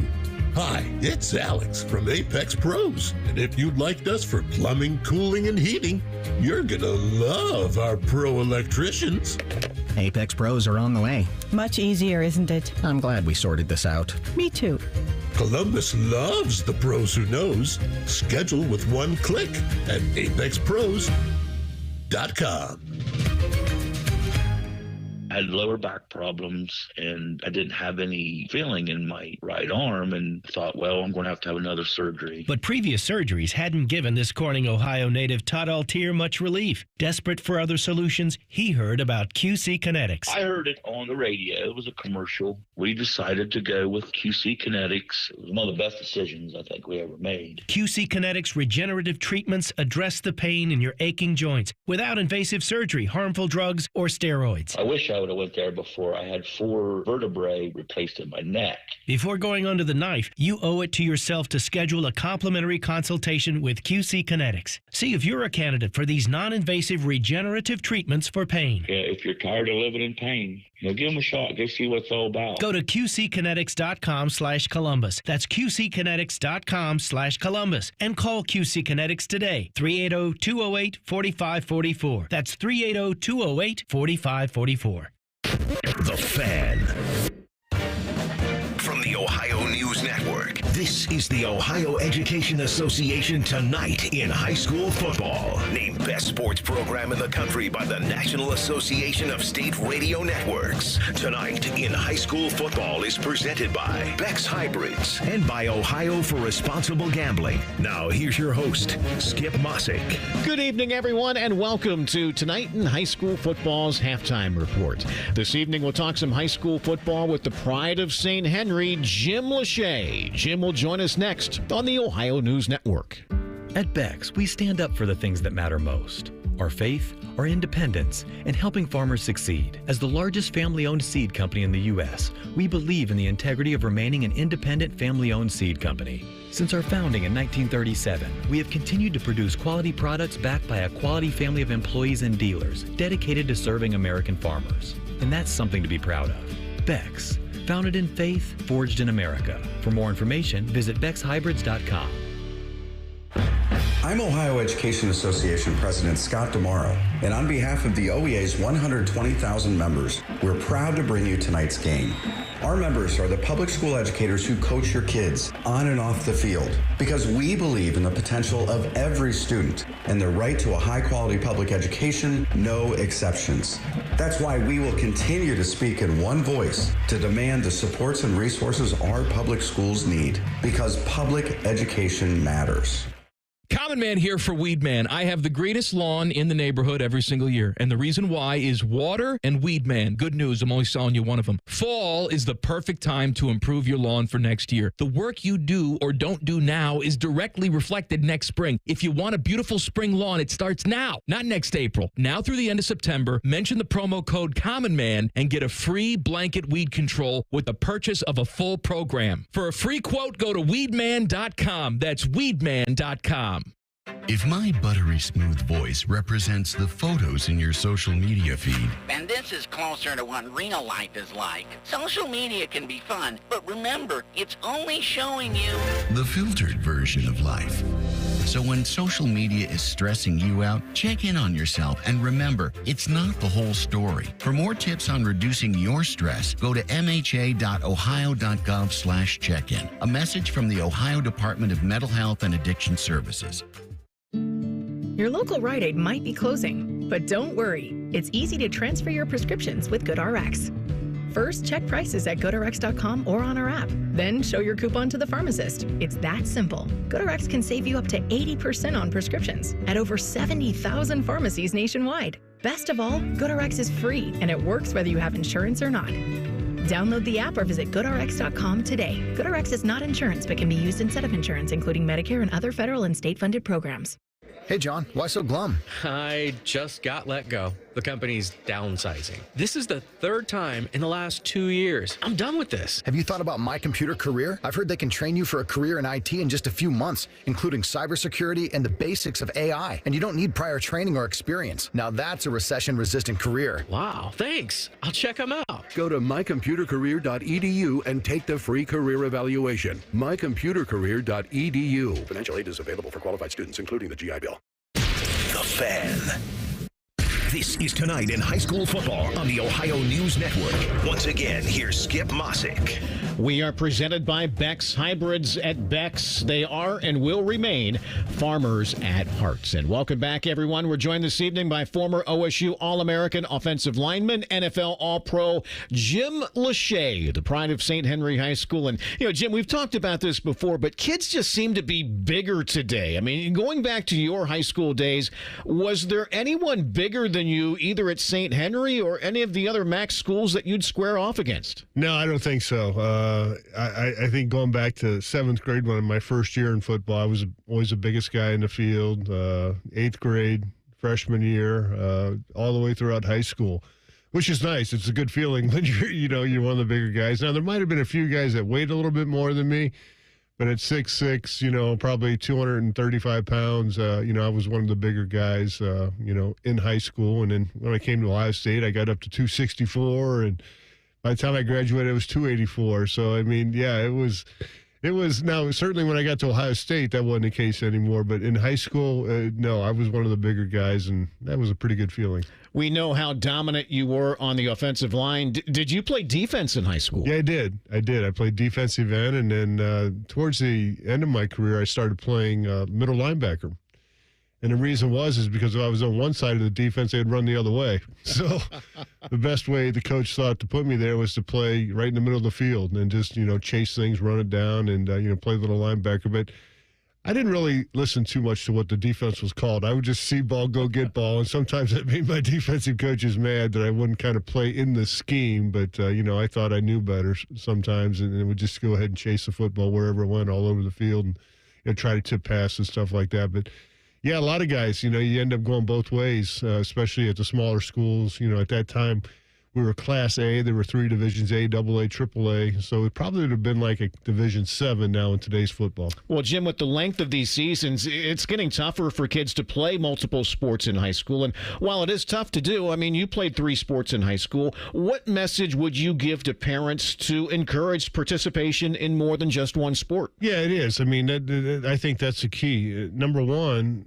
when I played basketball, that's how I first got noticed. We ended up winning a state championship my sophomore year in high school, and literally like 2 days later, Ohio State football coaches were in our school to start to recruit me to play football because of what I was able to do playing in Columbus at St. John Arena in the 1979 state championship, 15 years old. And I'm like, when they told me the coaches were there, I couldn't believe them. I'm like, what, are you crazy, But they were there, and they saw me play basketball. And then following, a couple months later, they said, hey, if you ever get in Columbus, give us a call. And, I had this business card. I called them up and said, hey, I'll be here for the state track meet. And they're like, what? You were in track too? I go, yeah, I was, in the shot put and the 4x1 and 4x2 at that time. And then, ran the 100 meters. So it was, fun to see the coaches come out and compete. But the best thing about it is when I got to the, college and the NFL, especially, pass blocking a lot is like guarding the paint in basketball, but you can foul all you want in football. Now, I fouled a lot in basketball, still have the career foul record, but you're protecting an area. So basketball transition a lot. It's the same defensive kind of, stance. You don't get your head down. You got your chin up, and you're playing defense in basketball, using your chest, and you can use your hands a little bit. And then, throwing a shot put was a lot like taking a pass set because, you push off your right leg and, your inside arm was my right arm. I'm right-handed, so I threw with my right hand. That was my strike arm, my punch arm.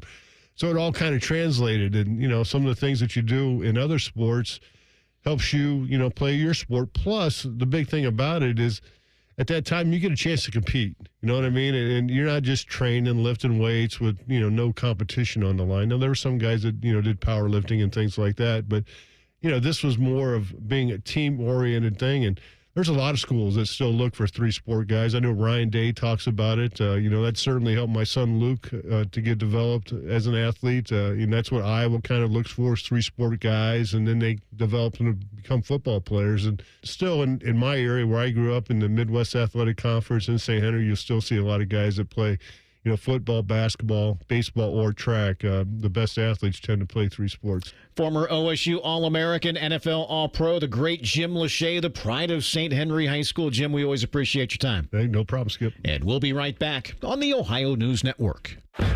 I'm Ohio Education Association President Scott Demaro, and on behalf of the OEA's 120,000 members, we're proud to bring you tonight's game.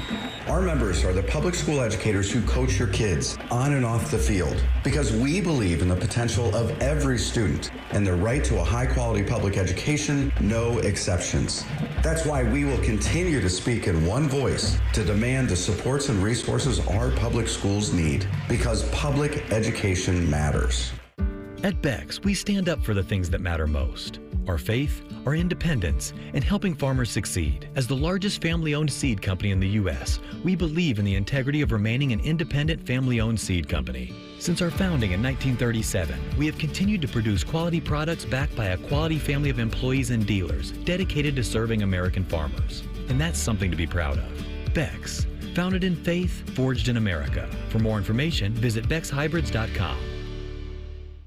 Hey, Buckeye fans! As the official wing sponsor of Ohio State Athletics, Roosters is kicking off an incredible giveaway you won't want to miss. This football season, we're giving away 12 ultimate Buckeye experiences. 3 drawings, 12 winners with prizes including tickets, sideline passes, and 2 trips to a Buckeye playoff game. Go to roosterswings.com to register and see all the details. 3 drawings, 12 amazing prizes. Register today and every day. Roosters, a fun, casual joint.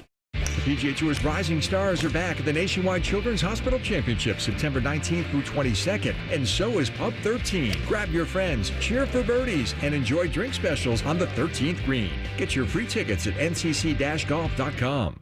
Dormar, your climate hero. My furnace just went out. Ma'am, have no fear. Dormar is here. We can get that furnace fixed fast. Dormar, you guys are the best. Dormar, your climate hero. Bobcat Enterprises is your family-owned partner for landscaping and construction projects since 1975. Find great deals on our full line of Bobcat equipment, including a 36-month, 2,000-hour full warranty on Bobcat compact track loaders and skid steers. And right now, get financing as low as 0% for 48 months on select equipment. Build local. Stop by Bobcat Enterprises in Hilliard, Reynoldsburg, or Zanesville to find current specials, or see our full line of products at bobcatent.com today. While the world whizzes by, enjoy a moment of me time with Tim Hortons $6 breakfast bundle. Savor a small hot or iced coffee, then add your choice of a mouth-watering hot breakfast sandwich and a crispy golden hash brown and your pick of a classic donut. Yeah, all for $6, all just for you. Make your mornings all about me time with our $6 breakfast bundle. Available at your neighborhood Tim Hortons. Price and participation vary. Terms apply. The Fan. This is ONN. All right, thanks once again to Jim Lachey, the pride of St. Henry High School over in Western Ohio, for joining us tonight. Enjoy the second half of your ball game. I'm Skip Mossick on the Ohio News Network. This has been the Ohio Education Association Tonight in High School Football. Presented by Beck's Hybrids and by Ohio for Responsible Gambling from the Ohio News Network. People can't say enough amazing things about Vanscoy Hair Clinics. Men and women struggle with hair loss every day, and they completely change their lives. Vanscoy Hair Clinics is the only company in Ohio that has PRP, platelet-rich plasma, and a multi-unit hair grafting hair transplant procedure. Go to vanscoyhair.com for more info, or call 614-432-8042. Here's what some of their hair transplant clients have said. Around 26, 27, I lost almost all of my hair on top. It changed my life in ways that I could not imagine. My hair is going to continue growing for the rest of my life. There is hope that you can do something about your hair loss. Multi-unit hair grafting gives you 3 times more hair per procedure, saving you time and money. Hair transplants are more affordable than ever, and PRP is a fast, easy, and effective 45-minute treatment for thinning or damaged hair. Call Vanscoy for a free consultation, 614-432-8042, or visit vanscoyhair.com. That's 614-432-8042. Find out what procedure will restore your hair. While the world whizzes by, enjoy a moment of me time with Tim Hortons $6 breakfast bundle. Savor a small hot or iced coffee, then add your choice of a mouth-watering hot breakfast sandwich and a crispy golden hash brown and your pick of a classic donut. Yeah, all for $6, all just for you. Make your mornings all about me time with our $6 breakfast bundle. Available at your neighborhood Tim Hortons. Price and participation vary. Terms apply. If your air conditioning or furnace stops working in the middle of the night, on a weekend, or over a holiday, there's no reason to wait to get it fixed. For 100 years, Atlas Butler has been here for your family. We're always open, we work on all furnace and air conditioner brands, and it's easy and convenient to request service. Call today, get it fixed today. That's our pledge to you. Atlas Butler is at your service. Call 1-800-FURNACE. Meet Abdullah Mahmood, problem gambling counselor at Maryhaven. More and more people are falling into problem gambling. It can happen so quickly that you don't realize it until you face a crisis. Gambling issues often connect to depression, anxiety, or other addictions. Maryhaven's experts offer comprehensive care. You and your loved ones can count on mental, emotional, and financial guidance.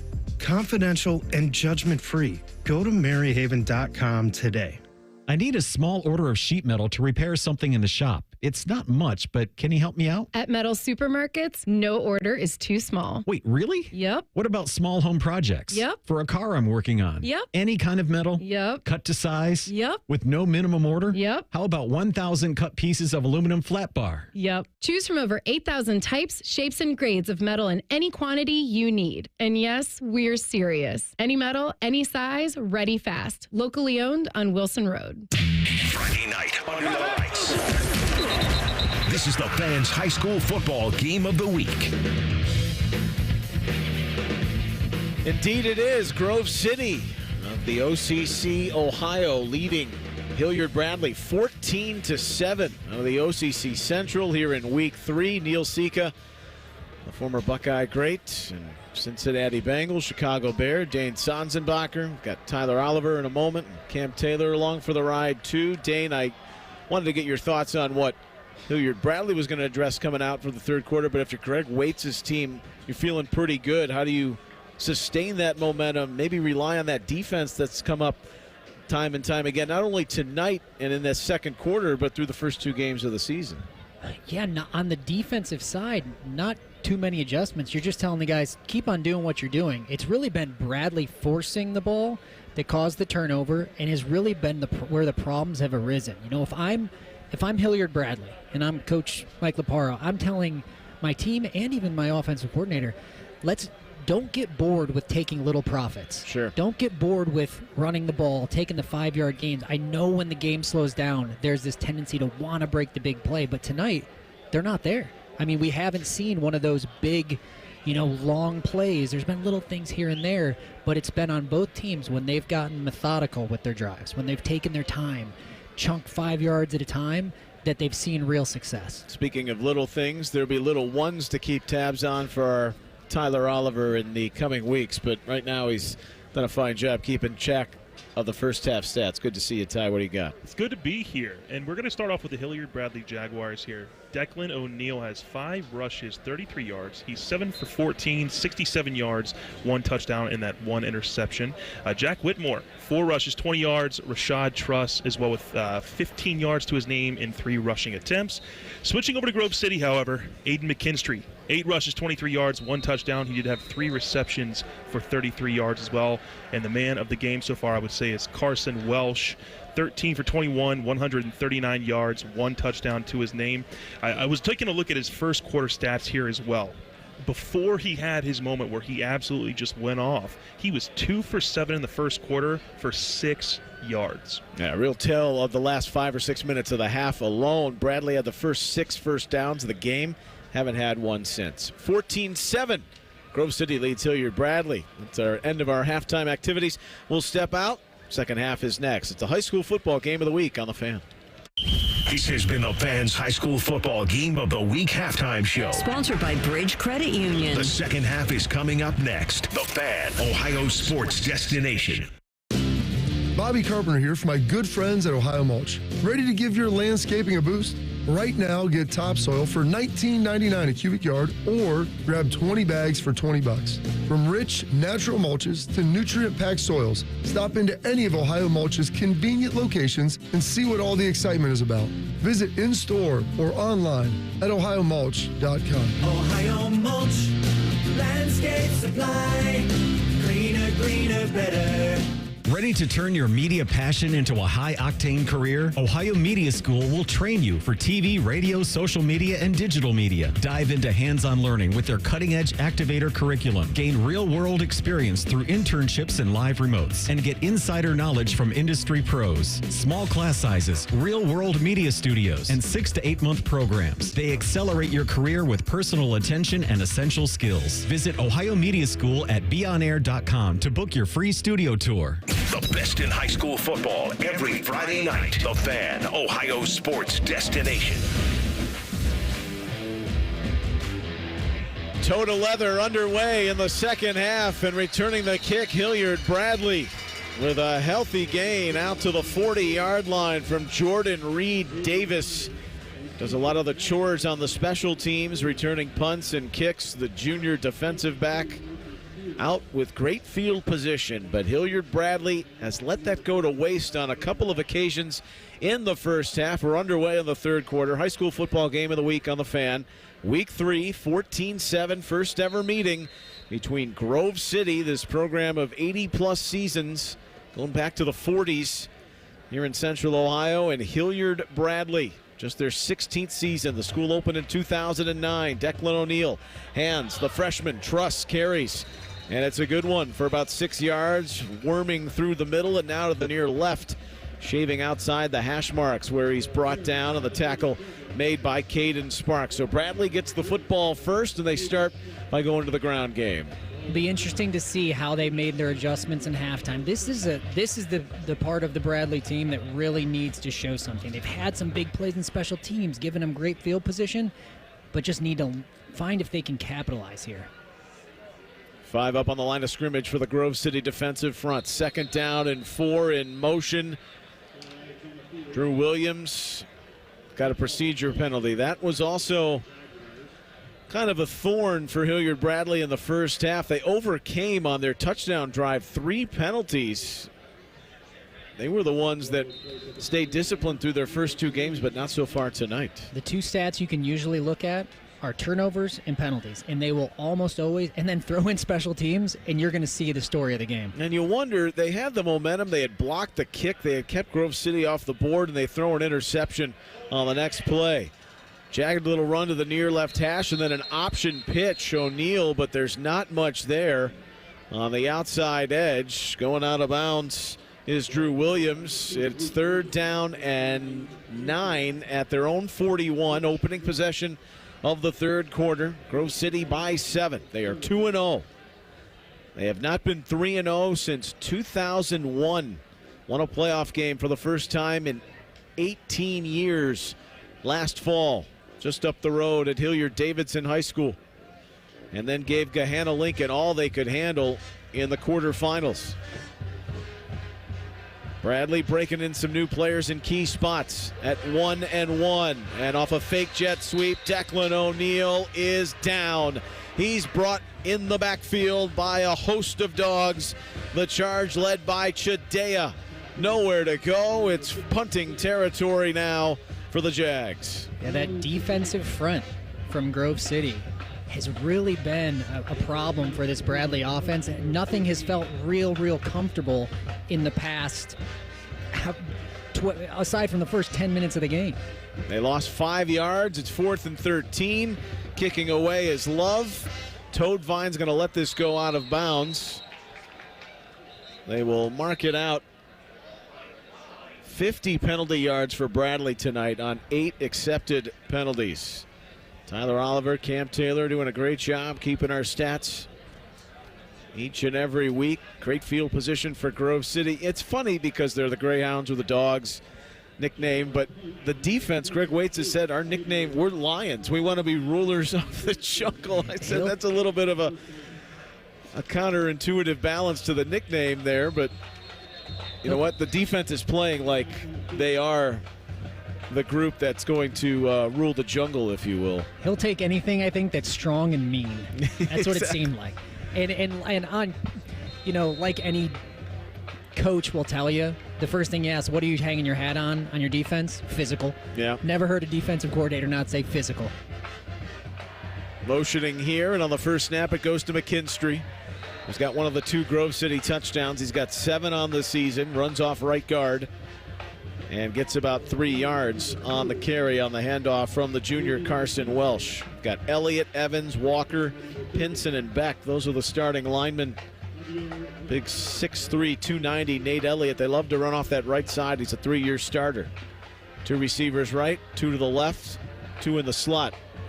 And it's thrown to McKinstry out of the backfield, who's racing out there, and Welsh got hit as he completes the pass. McKinstry got the catch and runs up to midfield. It's going to be 3rd and short, but the roughing the passer call is going to put Grove City into plus territory, and the penalties continue for Hilliard Bradley. It's tough. They brought some pressure off the edge, so the Bradley defenders untouched to the quarterback, but just you got to pull up a little bit there, because now once again you've made penalties part of the story, giving away a first down, and here's Grove City right back ready to snap the ball before the markers are even set. They've got the wind at their back again, going from left to right here in the 3rd quarter. First possession for them, leading by 7. Toting the rock, McKinstry runs off left tackle, bouncing outside the hash marks to the numbers.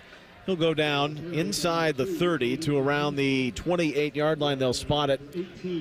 2nd down and 4.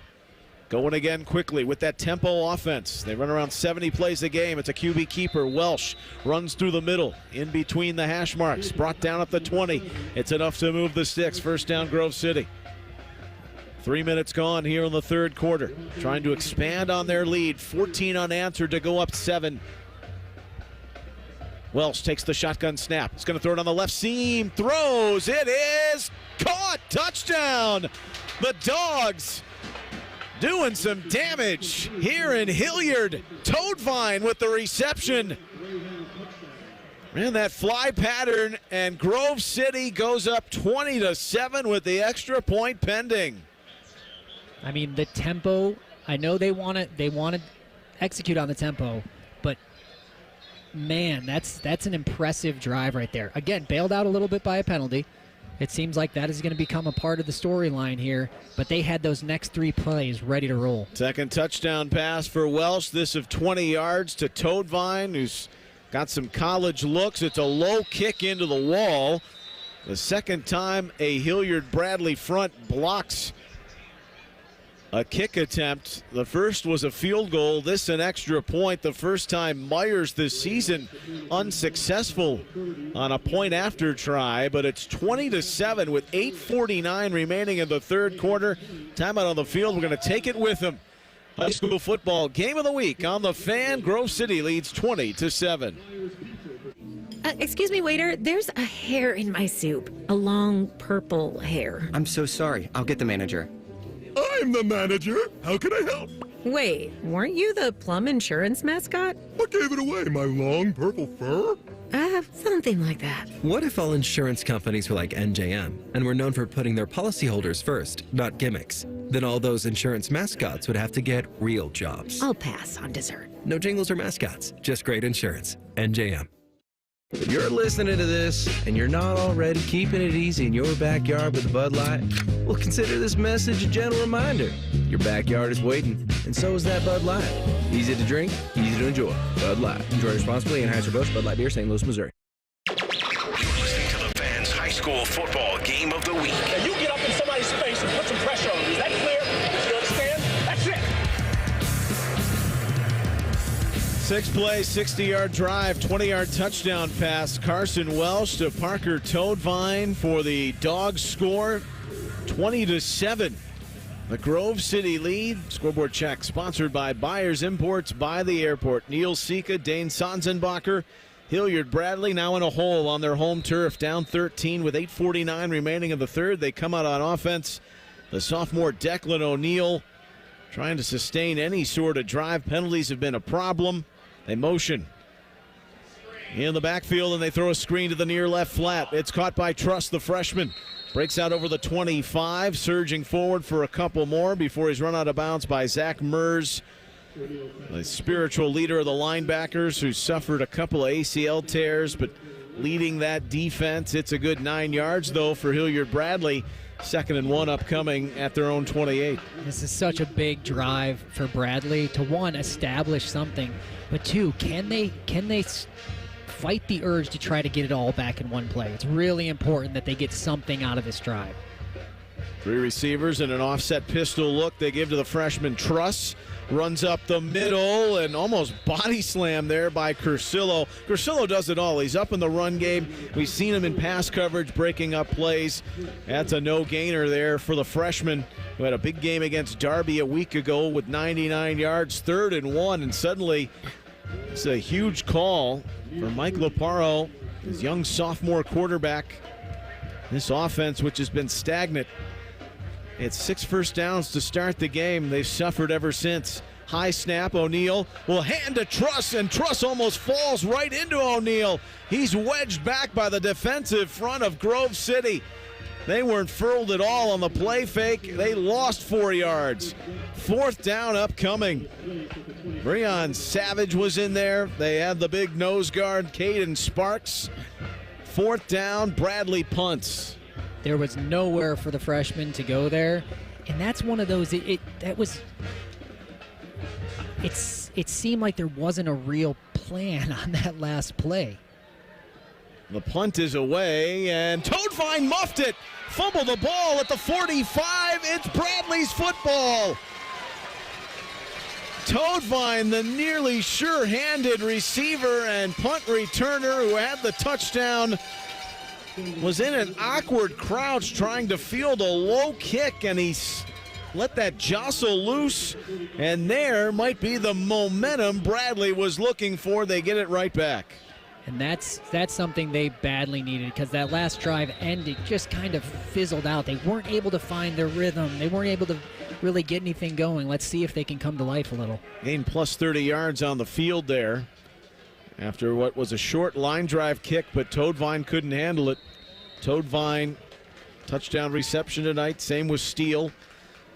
First play from scrimmage on this series for Bradley is a handoff over to Whitmore off the left guard, near left side of the field, moving from right to left, trailing 20-7. We're inside 7 minutes in the third quarter. You know, their first drive, when they were in their best rhythm, Whitmore was a big part of that. Getting him the ball, getting him downhill. Let's see if they go back to that. Offset pistol look. O'Neill takes it on the near left hash marks, rolls to the middle of the field, throws, caught out in the far right flat at the 30-yard line of Grove City. It's a first down, and the reception by Tolber. Tolber's got 2 catches tonight. He had that slashy one over the middle in the first half. And we'll keep the sticks moving for Hilliard Bradley, who gets the benefit of the muff punt to keep the football, and now they need some points.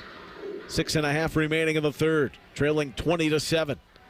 Out of the pistol, O'Neal fakes to the right, rolls back to the middle, throws to the near side left. It's dropped at the 22-yard line. Razor needed to come up with that. The senior, who's got a catch tonight, but dropped that one. 2nd and 10. Really good play design.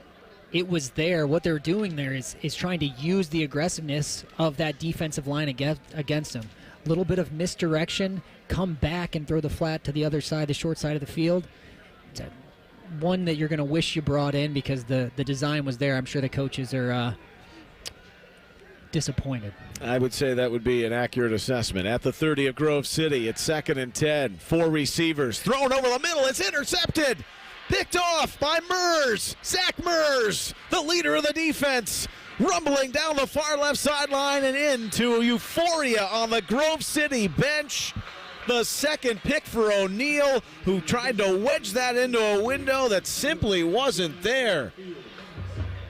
6 interceptions in the last 2 games for the Grove City D. They take over with 6:06 remaining. There is some extracurriculars here after. There are flags out on the field. So let's see.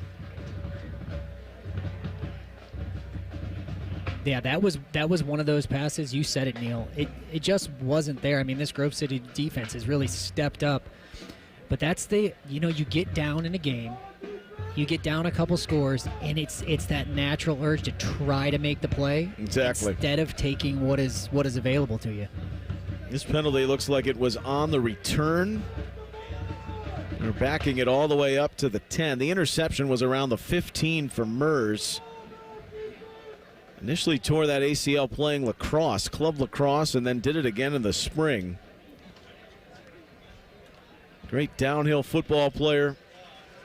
Second pick, momentum turning interception for Grove City.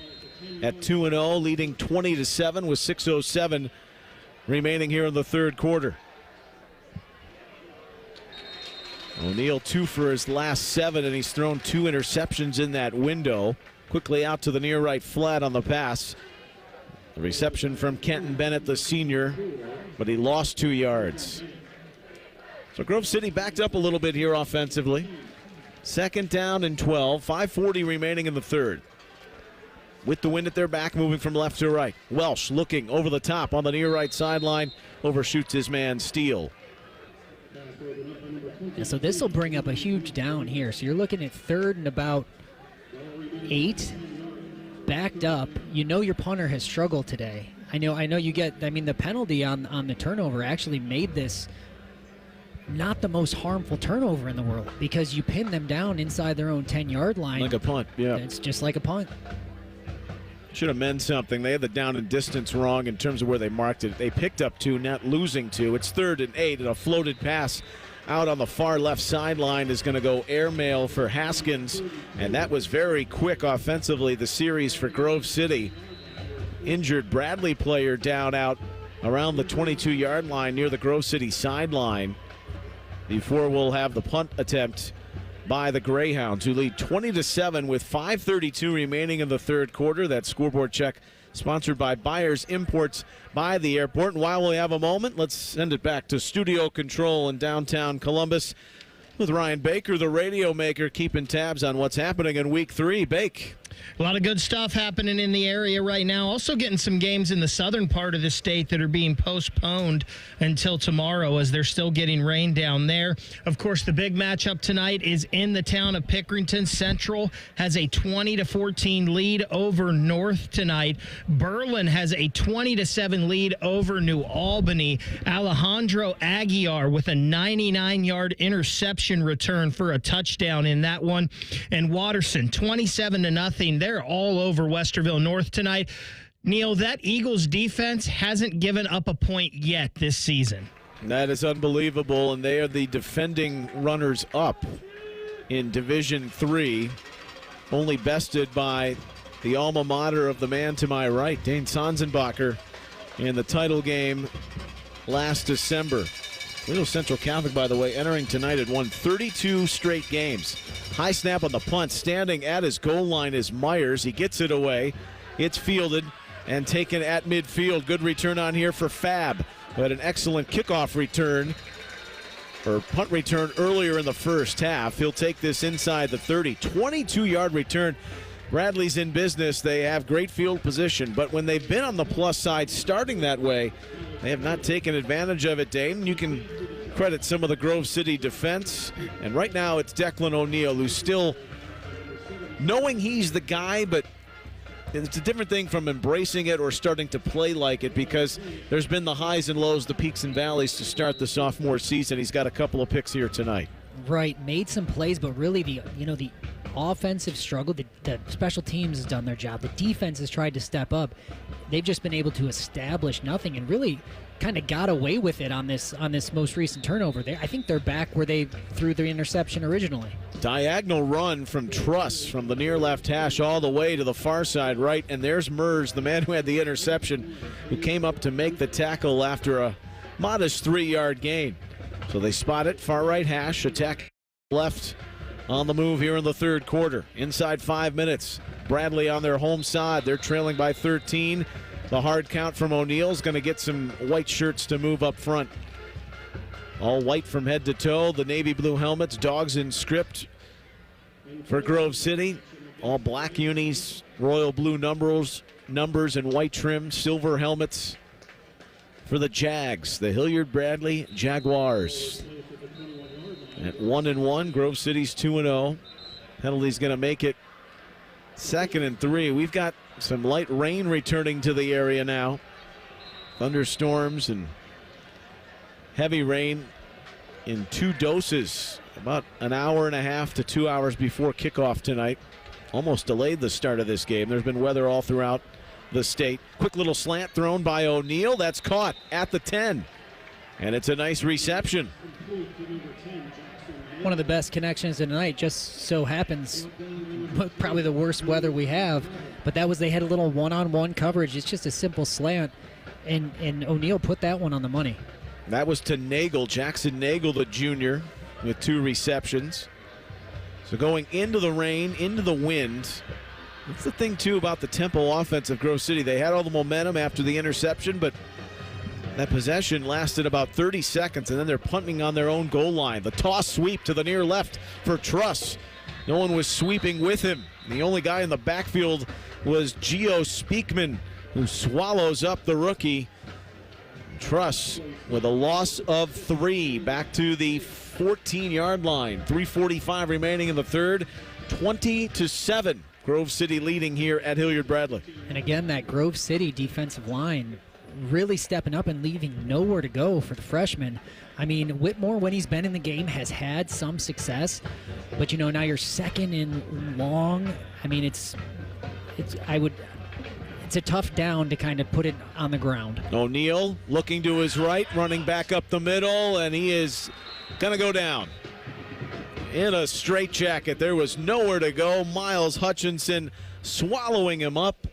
3rd and 14. Call it a loss of a yard.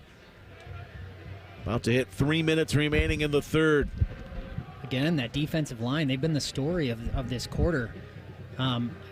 Truly Bradley fortunate to be at this point in the field, but now you're looking at 3rd and 13.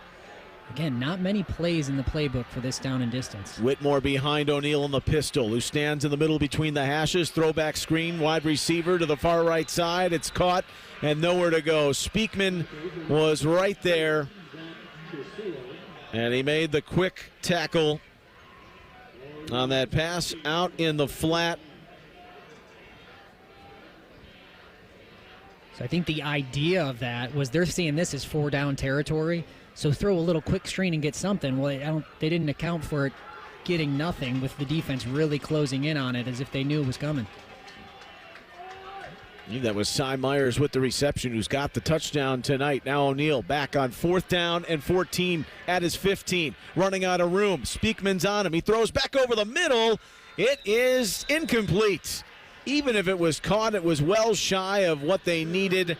They could have got a 1st down inside the 2. It's a turnover on downs. But Grove City Dogs D comes to life again when it matters most. Myers was the intended receiver. No, they have that the Grove City defense has absolutely stepped up, kind of bailing them. It's tough to play defense 2 series in a row from inside your own 15. Really showing a lot of that physical toughness that Coach Waits wants to see. Handoff going up the middle with 1:55 remaining in the third. Welsh gives to McKinstry. He's got a touchdown tonight. Toad Vine and Steele with the others through the air. Rain may play a factor in a little ball control here for GC with 90 seconds remaining in the third quarter, leading by 13. Absolutely. If you're Grove City, you need to hang on to that ball, but also important to get something out of this drive. Get it out of your own territory. Welsh going to run outside of a crumbling pocket, bust his way into his visiting sideline, where he's around the 20. It's going to bring up third and call it a long 5. Clock stopped with 80 seconds remaining. They have not seen a lot of success in this long third downs with dropping back and taking a lot of time for things to develop. I'd look to see something quick here, get it out of his hands. They march from left to right on your dial here in the third quarter. Grove City's Welsh runs. Did he pop the football loose? No, he held on to it, but he only got back to the far side line of scrimmage off that left hash. Maybe a yard. 4th down and 4. We're inside of a minute. They weren't going to do anything where they were going to put that in the air or in harm's way. They're going to punt. And you mentioned it, Neil.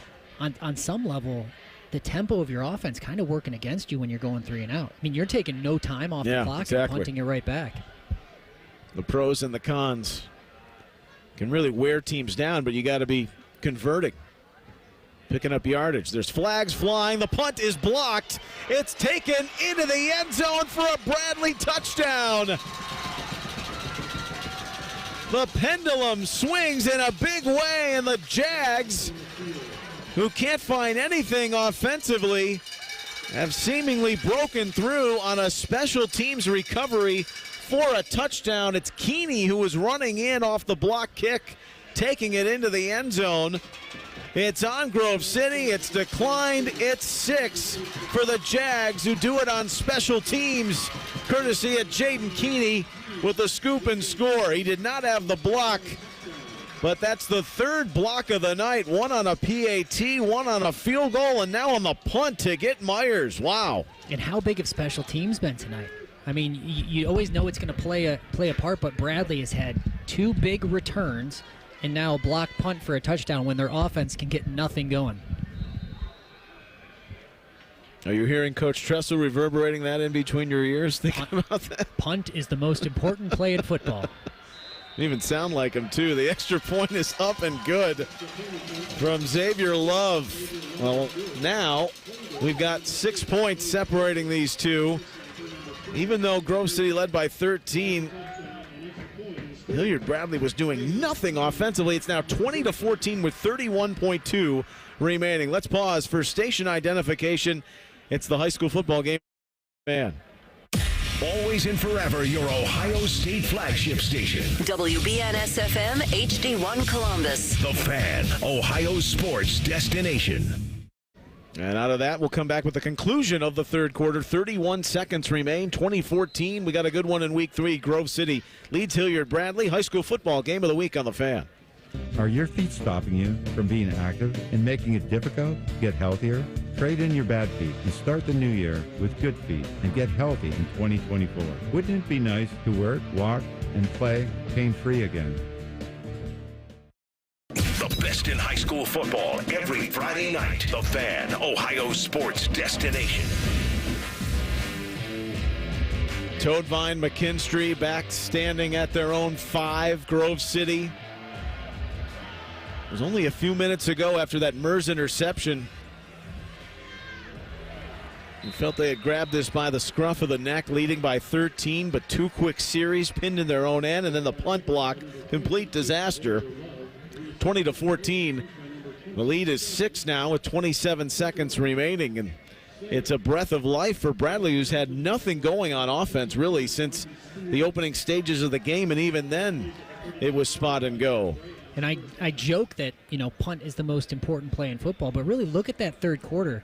Neil, I think we played almost the whole quarter on the Grove City side of the 30. Exactly. At some point, something's going to pop when you're spending so much time on that end.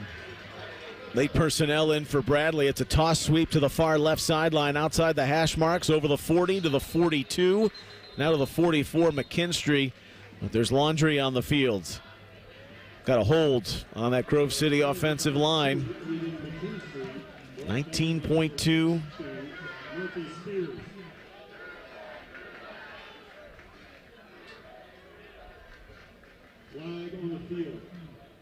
So now you're seeing a little bit from Grove City of the bug that was biting Bradley. Penalties.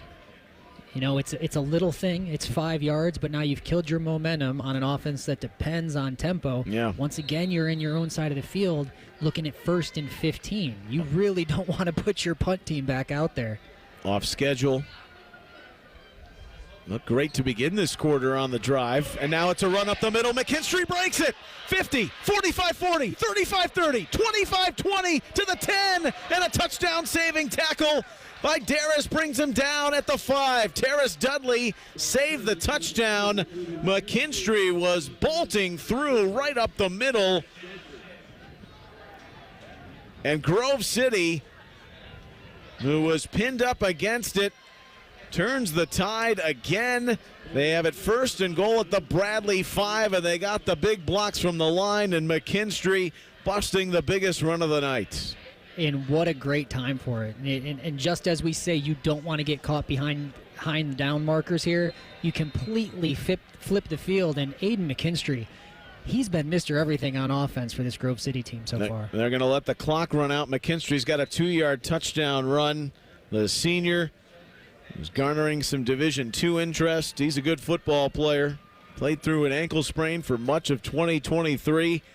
He's healthy now, and he looked like a thoroughbred coming through the line there with 1.6 remaining. They're going to run off the final seconds of the third quarter clock. Don't go anywhere. High school football game of the week on the Fan. 20-14, Grove City leads Hilliard. Bradley will step out from the jungle in Hilliard at the Hilliard Bradley Sports Complex. Fourth quarter coming up.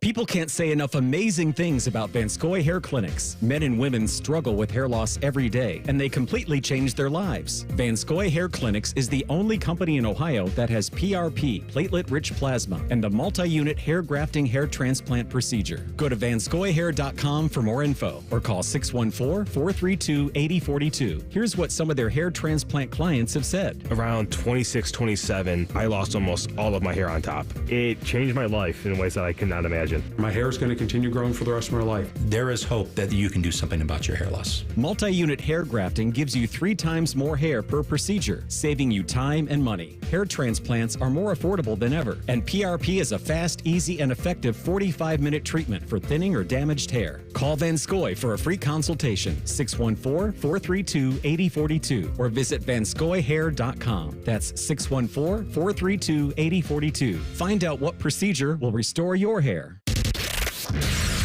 You're listening to the high school football game of the week on the Fan, Ohio's sports destination. Fourth quarter about to begin. 1st and goal at the 5. McKinstry busting that big run. He's got 14 carries for 97 yards. He's gone over 120 yards in his first 2 games. They take the quick snap. The officials need to reset the play clock before we can start this fourth quarter. Grove City wanted to jump the gun. I mean, let's be honest. They weren't going to use all 25 seconds of that game. They sure weren't. They're going into the wind here in the fourth quarter from right to left. Neil Sika, Dane Sanzenbacher, our great crew on hand. Glad you're aboard week 3 in high school football. First full Friday in September. Stack eye with McKinstry. On the end of it, Welsh is under center. He motions Toadvine from left to right. They hand to McKinstry. He breaks a tackle at the 5 to the 4. 3-2-1 touchdown Grove City. Second of the night from short yardage, but McKinstry did the heavy lifting on the big run prior toward the end of the third quarter. He's over 100 yards. He's got his second touchdown. It's a 12-point Dogs lead, 26-14. Here comes the extra point. And that Grove City offense has consistently throughout this game found a little bit more of themselves. They've gotten more and more comfortable. They're finding things that worked. I mean, had to overcome a penalty this drive, but huge run by McKinstry. I mean, he's kind of been their spark every time they've needed it. If it hasn't hit the mid of a Bradley player, it's usually gone into a good place for Myers, but he's had 3 kicks blocked in different varieties tonight. Knocks through the extra point with 11:55 off the first play of the fourth quarter. 27-14 is your score. Hilliard Bradley trailing here at home to Grove City. The scoreboard check sponsored by Byers Imports by the airport. We'll break. It's the high school football game of the week on the Fan. Are your feet stopping you from being active and making it difficult to get healthier? Trade in your bad feet and start the new year with good feet and get healthy in 2024. Wouldn't it be nice to work, walk, and play pain-free again? You know when you said come over for the fight? We thought you meant your house. You guys want another round of Bud Lights? Service is better here. And so is the beer. Bud Light is back as the official beer sponsor of UFC. Enjoy responsibly. 2024 Anheuser-Busch Bud Light Beer, St. Louis, Missouri. Your local Rite Aid might be closing, but don't worry. It's easy to transfer your prescriptions with GoodRx. First, check prices at GoodRx.com or on our app. Then show your coupon to the pharmacist. It's that simple. GoodRx can save you up to 80% on prescriptions at over 70,000 pharmacies nationwide. Best of all, GoodRx is free, and it works whether you have insurance or not. Download the app or visit GoodRx.com today. GoodRx is not insurance, but can be used instead of insurance, including Medicare and other federal and state-funded programs. Friday night under the lights. This is the Fan's high school football game of the week. Junior Daniel Schaefer returns the kickoff for Hilliard Bradley out over the 30 to the 32. 6-play drive, a 65-yard run. The big play from Aiden McKinstry, who finished the job on the opening play of the fourth quarter from 5 yards out for a second touchdown of the night. Grove City 27, Hilliard Bradley 14. The Jags at 1-1. A lot of work to do on the offense. Has had its struggles. They've had to overcome penalties. They've never really gotten to a rhythm. Looked their best in the first quarter. Block punt got him back in the game. It's an interception. O'Neal throws, and it's the second time he's thrown to a linebacker, and Cursillo comes up with this one. A button hook that wasn't right at the 40, and it's becoming unbuttoned from Hilliard Bradley here on their home turf. Grove City in business. They've got it at the Jags' 30-yard line. That's their third interception. They've had 7 in the last 2 games. And that's exactly what Coach Waits had talked about out of his defense. And I think you've got what we're at is a point in the fourth quarter now where that defense has just worn away on the offense. There is a notable lack of confidence when the Bradley offense is taking the field. You can see it. They give to McKinstry. He'll burst off right guard, further to the right tackle, far right side of the field, inside the 25, down to the 23, 7 yards. And now the offensive line with that defense, which has been out there for a lot of plays recently in this second half. Right back to the well for McKinstry. He's a slashy runner. He's a patient runner, too. Down to the 20-yard line, near the first down. We're going to say, we're going to measure this. David Baird made the tackle. Yeah, they're going to bring the chains out. That may be the only thing that slows down this offense. And I'm a little surprised that they don't have kind of 2 gears here, because they're keeping their same pace when really, I mean, you want to use as much of this clock as you can. You've got the ball on the 20 going in. A lot has happened, and we just played 1 minute so far in the fourth quarter. Pre-snap penalty, Welsh took the snap. He was throwing out toward the right flat, but this is a procedure call. False start on Grove City. It'll back them up 5. But this is the conversation. We spent a good time with Greg Waits, Mike Leparo leading up to this day, and from Greg's perspective, just, you know, when you see the work you put in, and now that it's paid off, and you can go back to last season too, and even the season before they won 6 games, the belief, right? And all of a sudden, what you've put in all the stuff they've done in the weight room coming to fruition, and now the benefit on Friday night when games are tight. They're making the plays in the clutch. Welsh will keep it. Go forward on 2nd down and 15. 2nd and 13 now after he picks up a couple. Yeah, now you've got upperclassmen on this Grove City team that have had 2-3 years. They know winning. Now they feel like this is what Grove City football is for them, and that's kind of the momentum as a program that Greg Waits is trying to instill in his guys. And he told us it's sticking. He's a 30-year assistant. Went to Valdosta State, was a great basketball coach at Grove City. He's been the head coach now for the last 3 years. In coverage, the pass to Bennett. It was running a corner route out of the far side right, and a tug of the jersey brings a flag out on what was 2nd down and 13. 10 minutes remaining in the game. Right to left, Grove City leading at 27-14. Trying to really put Hilliard Bradley into a hole here at home.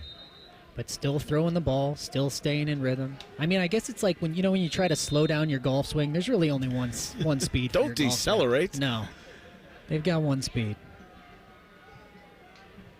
McKinstry, who's off the right hip of Welsh, and he's got a little toss off the shotgun snap out of the backfield. Runs straight ahead off the right seam down to the 10-yard line. They're just shy of it. They'll spot it at the 12. It's 3rd and 2. 9:45 remaining. Welsh, big follow of Jaden Walker is center, straight ahead. And surging all the way forward. Now near the 5. They're going to spot this closer to the 9 and say 1st down. Grove City thought that was a little bit of a poor spot. Got a flag on the field and maybe a sideline warning. Oh, that too. But it is such a skill to be able to. They clearly take pride in executing the quarterback sneak because it's not easy, and they've got it down to they will call it in a second. Everybody's on the line, and they get a good 2-3 yards of push. To have that trick in your bag is so valuable. Got a sideline warning, but the 1st down was given. But they must have backed him up 5 because the penalty was given, but the 1st down, of course, was picked up during the play. So it's 1st and 10 at the 14. 27-14, Grove City leads. Trailed 7-0. Took a 14-7 lead near the end of the half. Haven't looked back since. They go to McKinstry. He runs off right tackle, breaking 2 and 3 tackles. Goes inside the 5, down to the 4. Sitting on a hat trick of touchdowns. He's had 3 in the previous 2 games. 180 yards rushing against Taze Valley in the opener. On the road for the 2nd straight week. They won at Westland. They're going home next week to Thomas Worthington. Welsh fakes to McKinstry. And now rumbles forward. He falls, trying to stretch it out over the goal line. They'll say he's down at the 1. They go again. McKinstry behind Welsh. McKinstry trying to push Welsh, who's behind center, into the line, but no gain. 3rd and 1. Kudos to the Bradley defense here. You can start to see the body language. They're on the brink, but those guys up front still fighting to try to hold this to a field goal right here from the 1-yard line. Looking like the dagger if they punch it in here with 8:25 remaining. Bradley had a little bit of life after the block, punt, and score, but they've thrown 3 interceptions, 2 in this second half. Here's the handoff to McKinstry, trying to hop over, but in the backfield was that Bradley defense. Javier Rivera leading the surge for the Jags. It's 4th and goal. Inside 8 minutes in regulation. Yeah, you said it. If you want to give yourself any chance, you've got to make a stop here. And I don't see Grove City trotting out the field goal team just yet. Now this is the attitude, right? You want to keep this success going that started back in 2022 when they won 6 games for the first time since 2013. They're going to take the play clock all the way down here and call a timeout. 7:25 remaining. 4th and goal upcoming at the 1. Grove City with the football, leading by 13. Let's break, and we'll come back. Scoreboard check sponsored by Byers Imports. By the airport, 27-14 Dogs leading the Jags. High school football game of the week on the Fan. Looking to sell your home? Don't pay 6% commission. Call my guys at Sell for 1% Realtors. They're full service, not a do-it-yourself kind of thing. On average, customers save over $10,000. Give them a call, 614-451-6616. That's 451-6616. I'm Leslie from Pella Columbus. And I'm Wilson from that other window place. Pella has forever been known for the best of windows, Wilson. But our doors, just as game-changing. Yep, same with us. We've got traditional and modern options, but also some really innovative stuff, like big, bold colors or tuck-away sliding doors. But do you have the give it a little kick to open it door? Does that mean what I think it means? Yeah, you got to give it a good little kick to open it. Get the windows and doors that Columbus homeowners rate the leading and most trusted. PellaColumbus.com.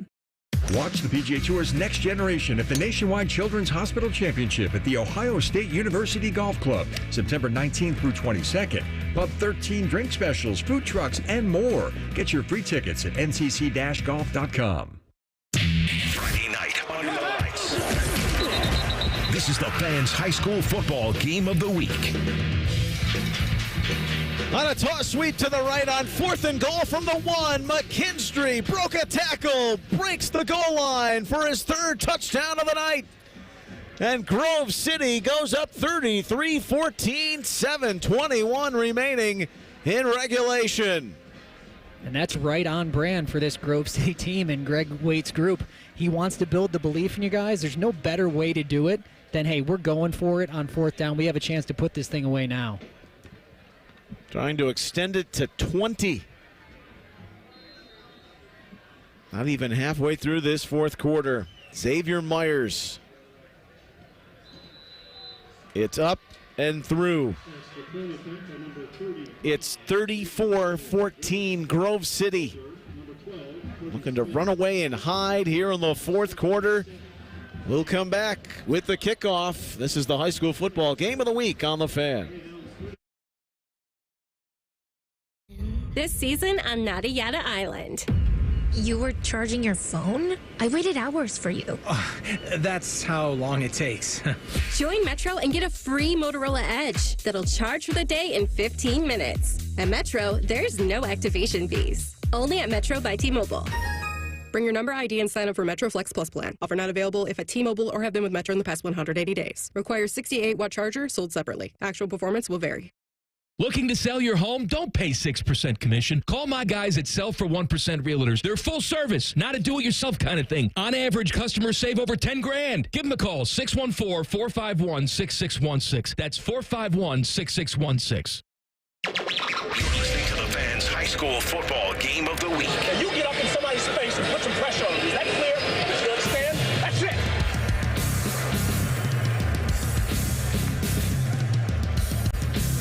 Dane Sanzenbacher couldn't even drive a car. The last time Grove City was 3-0. But they're closing in on it with 7:21 remaining here in the 4th. And a little pooch kick that's bumbled around and loose at the 41 into the hands of a Greyhound. They've got it back.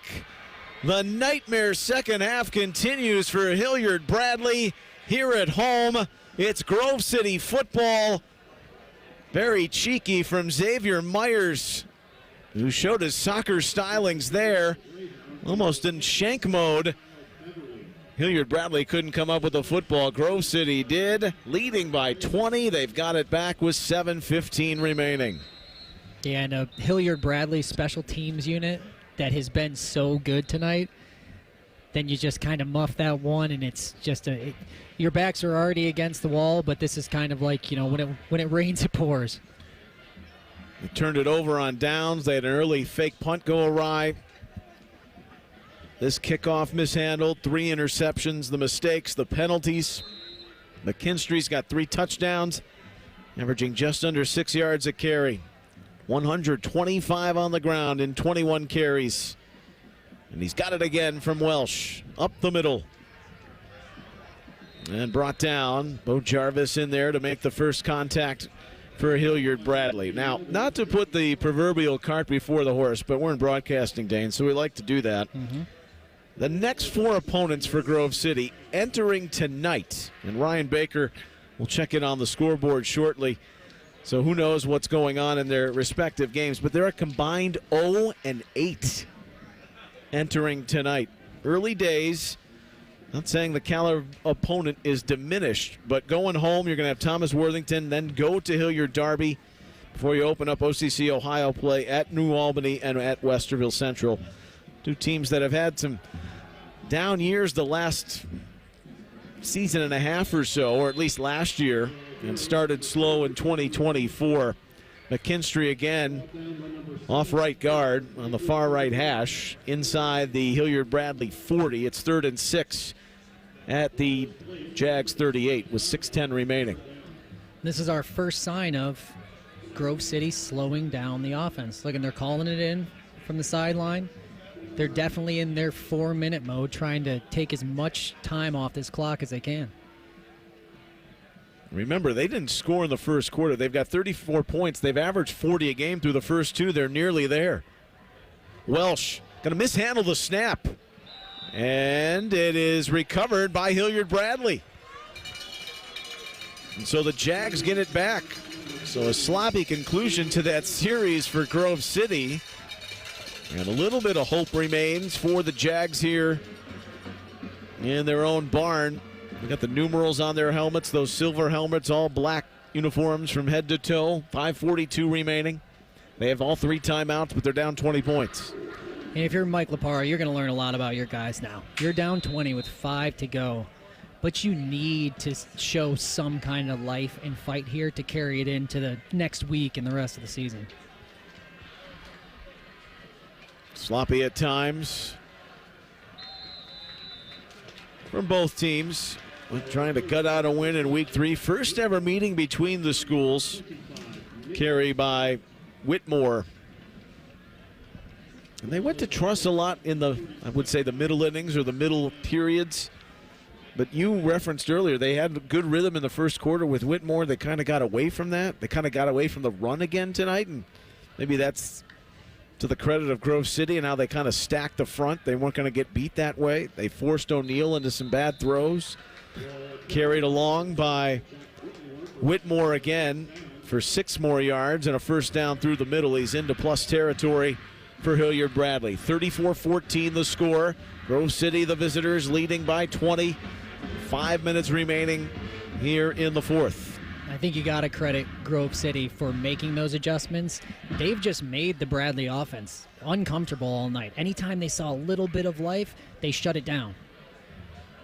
Snap went off one of the members of the backfield for Hilliard Bradley. It was caught still by O'Neill, who hands to Whitmore. And you mentioned Truss earlier. He's obviously got a ton of talent, true freshman. He had some good plays, but there was also a couple that, he was absolutely left out to dry in the backfield. So, I think when he's in, there's a definite key that he's getting the ball. He's maybe not their strongest pass protector, so it almost feels like the defense is bringing it when he's in. O'Neill takes the shotgun snap, rolls to his right. Flags are thrown in the backfield. He nearly threw a 4th pick. Out near the sideline, Khalif, who's got a lion tattoo. The kingdom of the Grove City defense showing out again here tonight. He's a believer. There's a penalty on Hilliard Bradley on that play in the backfield to hold. Yeah, and I mean that whole mantra, call it whether it's dogs or lions, whatever the Grove City defense wants to go by, they've clearly shown their teeth tonight. They've shown up. They've been the biggest story of this game. Outside of we talk about Bradley not being able to get something going on offense. Well, there's your reason right there in white. Pistol look. In motion, Drew Williams, right to left. They give it to him on a jet sweep. Drew Williams gets outside the hash marks, outside the numbers, spins off a couple of tacklers, and got to the 33 of Grove City. That's a 15-yard run for Drew Williams. First down, Hilliard Bradley. Got tackled by Speakman out on the edge and also pursued by Miles Hutchinson. Those 5 backers. You can tell the physicality with which they play with, how fast they fly around to the football. The work Greg Waits was referencing going back to the early December lifting sessions. All bought in off of their playoff success last year. O'Neal got crushed as he lets one fly towards the end zone. It's over the head of Nagel, incomplete. Yeah, the pressure was coming from Chidea. As much as the offense plays fast for this Grove City team, they want to play fast as much as they can on defense. I know it's out of the tempo's out of your control, but you see these guys flying around. The whole team is used to playing with a certain level of intensity. There was a flag in the secondary, and the penalty is on Grove City. And gives a first down to Hilliard Bradley on the march from left to right, extending this drive, but they trail by 20 with 3:43 remaining in regulation. They'll be at home next week to Marysville. Grove City will head home after this 2-game road trip to take on Thomas Worthington. O'Neal. He'll hand to the outside. Whitmore bottled down. There were 3 white shirts in that backfield. Chidea is an impressive player. Zach Mers again. Mers, Cursillo have had interceptions tonight. They have 3 picks as a team. And from Hilliard Bradley's perspective, the legacy of the program, so fresh, on the rise. They made the playoffs 7 of the last 8 years, 16 years being a school. But the legacy set from the state semifinalist, Mike Laparo was very clear. He's like, those were other guys. You guys were maybe part of that, but weren't they necessarily playing a factor. Option pitch to the outside. It spilled and then fell on by Williams. And so getting punched in the mouth like they did by Groveport Madison wasn't necessarily a bad thing. And now here tonight, finding some more adversity where the expanded playoff field, they're going to have a chance to grow with this group. You can see it's still a work in progress, some of the new guys in key positions. When you've got a coaching staff like this that's been together as long as they have, you'll find positives in any situation because you are thinking long-term health of this program, and this is a learning experience for these guys. O'Neal's going to throw it toward the goal line, and it's incomplete. 2 Dogs had a chance to pick it off for the 4th interception for the 2nd consecutive week. And he wanted Cy Myers, who had the touchdown earlier. And you mentioned Coach Laparo. He was very honest with us in saying, part of the challenge of having this history of success in this recent program history, is getting young guys that we're expecting to play to actually go out and earn it, to battle against that feeling that it's deserved or it's just going to happen. O'Neal, shotgun snap, near right hash, attacking to the right on a wheel route, throws it up. There is the 4th interception. It's picked off at the 5-yard line on the far left sideline. Ty Poole, who's got some Toledo interest at the college level. Just a blanketing secondary, and O'Neal, who has just been befuddled all night by some of the throws that he's had to look into the window of those backers in secondary. Throws his 4th interception with 2:19 remaining. It is almost game, set, and match for the Dogs. And they're going to head back towards Stringtown Road with a lot of smiles on their faces. 34-14 with 2:19 remaining. After this play, we'll head back to the studio.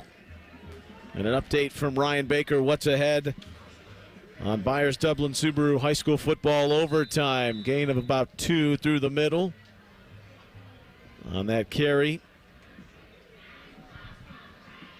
Carson Welsh kept it. 2 minutes remain. Well, we know this Grove City team has gotten into a mindset where they believe they can win any game. So that's the other side of the coin from what Hilliard Bradley's dealing with. Now you got guys, the challenge before was getting them to believe that they could win these games. Now clearly they do. Remember when Sam Ellinger from Texas said a few years ago, we're back? Of course, they weren't quite back. They're feeling a little more back now. They're playing at Michigan tomorrow. Anyway, I'm thinking Ryan Baker's going to say that about Grove City, his alma mater. Bake, what's coming up on high school football overtime presented by Byers Dublin Subaru. Well, guys, of course, we're going to talk about this Pickerington game that's going on right now. It's coming down to the end of the third quarter right now. North has a 28-20 lead. We've also got a few upsets in the area in the making tonight, so that'll be fun to do as well. And it's Jeff Tito Thidov's maiden voyage on Byers Dublin Subaru's high school football overtime. You're not going to want to miss that. Oh, Tito, get me some of that, and he'll be on the call next week. Our game of the week, Dublin Kaufman, who's hosting Cleveland St. Ignatius this weekend. Kaufman at Pick North, who's in a real battle with Pick Central. There's a timeout on the field with 55.7 remaining. Let's pause. 34-14. Grove City leads Hilliard Bradley. Scoreboard check sponsored by Byers Imports by the Airport. It's the high school football game of the week on the Fan. Wake up. Breakfast. And Nature Made vitamins. Whatever your morning sounds like, Nature Made fits right in. Whether you're looking for vitamin C or a multivitamin to get key nutrients, we've got you covered. Now that's a good morning. We take care of you so you can take on your day. Start your day with Nature Made, the #1 pharmacist-recommended vitamin and supplement brand. Based on a survey of pharmacists who recommend branded vitamins and supplements.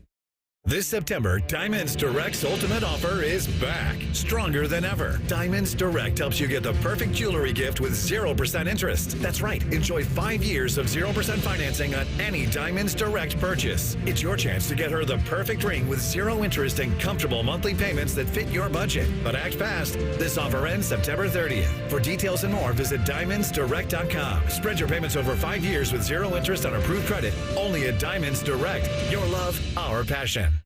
You're listening to the Fans High School Football Game of the Week. Now you get up in somebody's face and put some pressure on them. Is that clear? You understand? That's it. Hayden McKinstry, he's been the man tonight. Load of 3 Bradley players on his back, takes it for 4 yards and a first down, and the best formation in football, victory formation, coming up for the Dogs of Grove City. The snap for Carson Welsh. This was a scoreless first quarter. 4 empty possessions. Got down 7-0 early in the second and outscored Bradley 34-7 the rest of the way, Dane Sonsenbacher. Final 30 seconds here. They just played their game, and as time went on, offense got more comfortable. Their defense continued to show up. Yeah, I mean, I think they clearly showed up ready to play tonight. We felt that on the field, before the game. But this Grove City bunch, they're working to get past the old version of Grove City, let's say. They want this to be the new Grove City, the one that expects to win every game. It's the dog of a new day. They line up to shake hands. It's over. And for the first time in 2.5 decades, Grove City, the Greyhounds, are 3-0. 2001, the last time they started this way. They had that Pole Championship team in 1999. A lot of their playoff appearances came in that window. After winning a playoff game for the first time in 18 years last fall, they start 3-0. They're headed home to take on Thomas Worthington. They win it tonight, going away 34-14. They pick off the sophomore quarterback, Declan O'Neill, 4 times. McKinstry, his 3rd game of 3 touchdowns. Toting the rock. Welsh did the job. So did the Dogs defense. What an impressive away win for GC. And they roll on here to send Hilliard Bradley to 1-2 on the year. The full post game is coming your way next. We'll break it all down when we come back to the Hilliard Bradley Sports Complex. Grove City 34, Hilliard Bradley 14, the final on the high school football game of the week here on The Fan. Get Eco. ECO. It's hot everywhere. I was thinking about that, Jerry. Remember when you invented the bagel button for toasters? Sure. Toasty where you want it toasty, cool where you want it cool. The perfect bagel. I think air conditioning should be like that. Keep the toasty heat outside and keep your family cool inside. If your house is toasty, we can make it cool the same day you call. Get Eco. ECO. I like it, Aaron. But if only you had a button. A button? See, the genius of the bagel button experience is the button. Push the button, and everything is taken care of. Get Eco. ECO. GetEco.com has 2 buttons. One button to book online, and another button to talk to a real-life person. Either way, your cool house is happening today. 2 buttons. Genius. I thought you'd like that. Get Eco. ECO. Eco plumbers, electricians, and HVAC technicians. GetEco.com. People can't say enough amazing things about Vanscoy Hair Clinics. Men and women struggle with hair loss every day, and they completely change their lives. Vanscoy Hair Clinics is the only company in Ohio that has PRP, platelet-rich plasma, and a multi-unit hair grafting hair transplant procedure. Go to vanscoyhair.com for more info, or call 614-432-8042. Here's what some of their hair transplant clients have said. Around 26, 27, I lost almost all of my hair on top. It changed my life in ways that I could not imagine. My hair is going to continue growing for the rest of my life. There is hope that you can do something about your hair loss. Multi-unit hair grafting gives you 3 times more hair per procedure, saving you time and money. Hair transplants are more affordable than ever, and PRP is a fast, easy, and effective 45-minute treatment for thinning or damaged hair. Call Vanscoy for a free consultation, 614-432-8042, or visit vanscoyhair.com. That's 614-432-8042. Find out what procedure will restore your hair. Friday night, under the lights. You're listening to the Fans High School Football Game of the Week post-game show.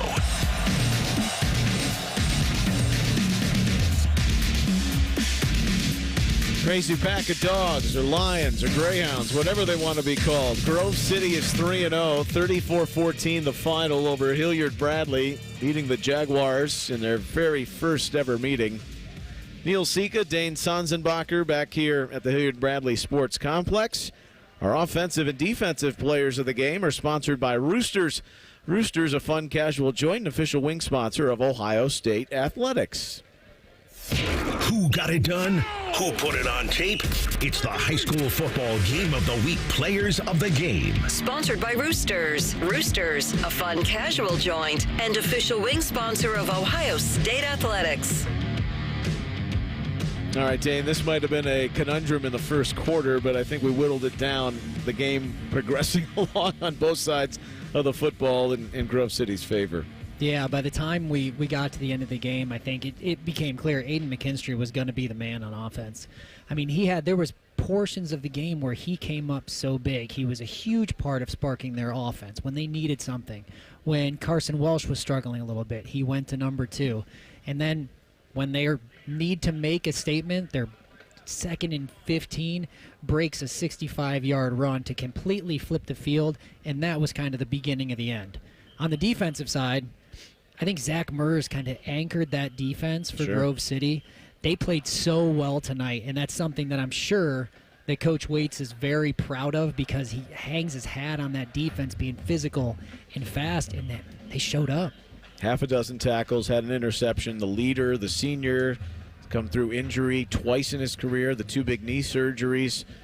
And the point you mentioned about McKinstry, remember, the game was still in the balance. It was 20-14 after the block punt, and he rips off that 65-yard run when they'd been pinned in their own end for much of the previous 3 series, and that really kind of opened up or let the air out of the balloon, if you will, in Hilliard Bradley's chances. So those are our Roosters offensive and defensive players of the game, Aiden McKinstry and Zach Murs. Another break, and we'll come back with some more analysis, some final statistics before we send it back to high school football overtime, presented by Byers Dublin Subaru. And we'll come back one final time to Hilliard and Bradley High School with a 34-14 Grove City victory here on the High School Football Game of the Week on The Fan.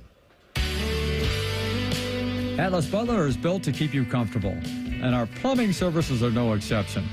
You can rely on Atlas Butler for trusted, convenient plumbing and drain service.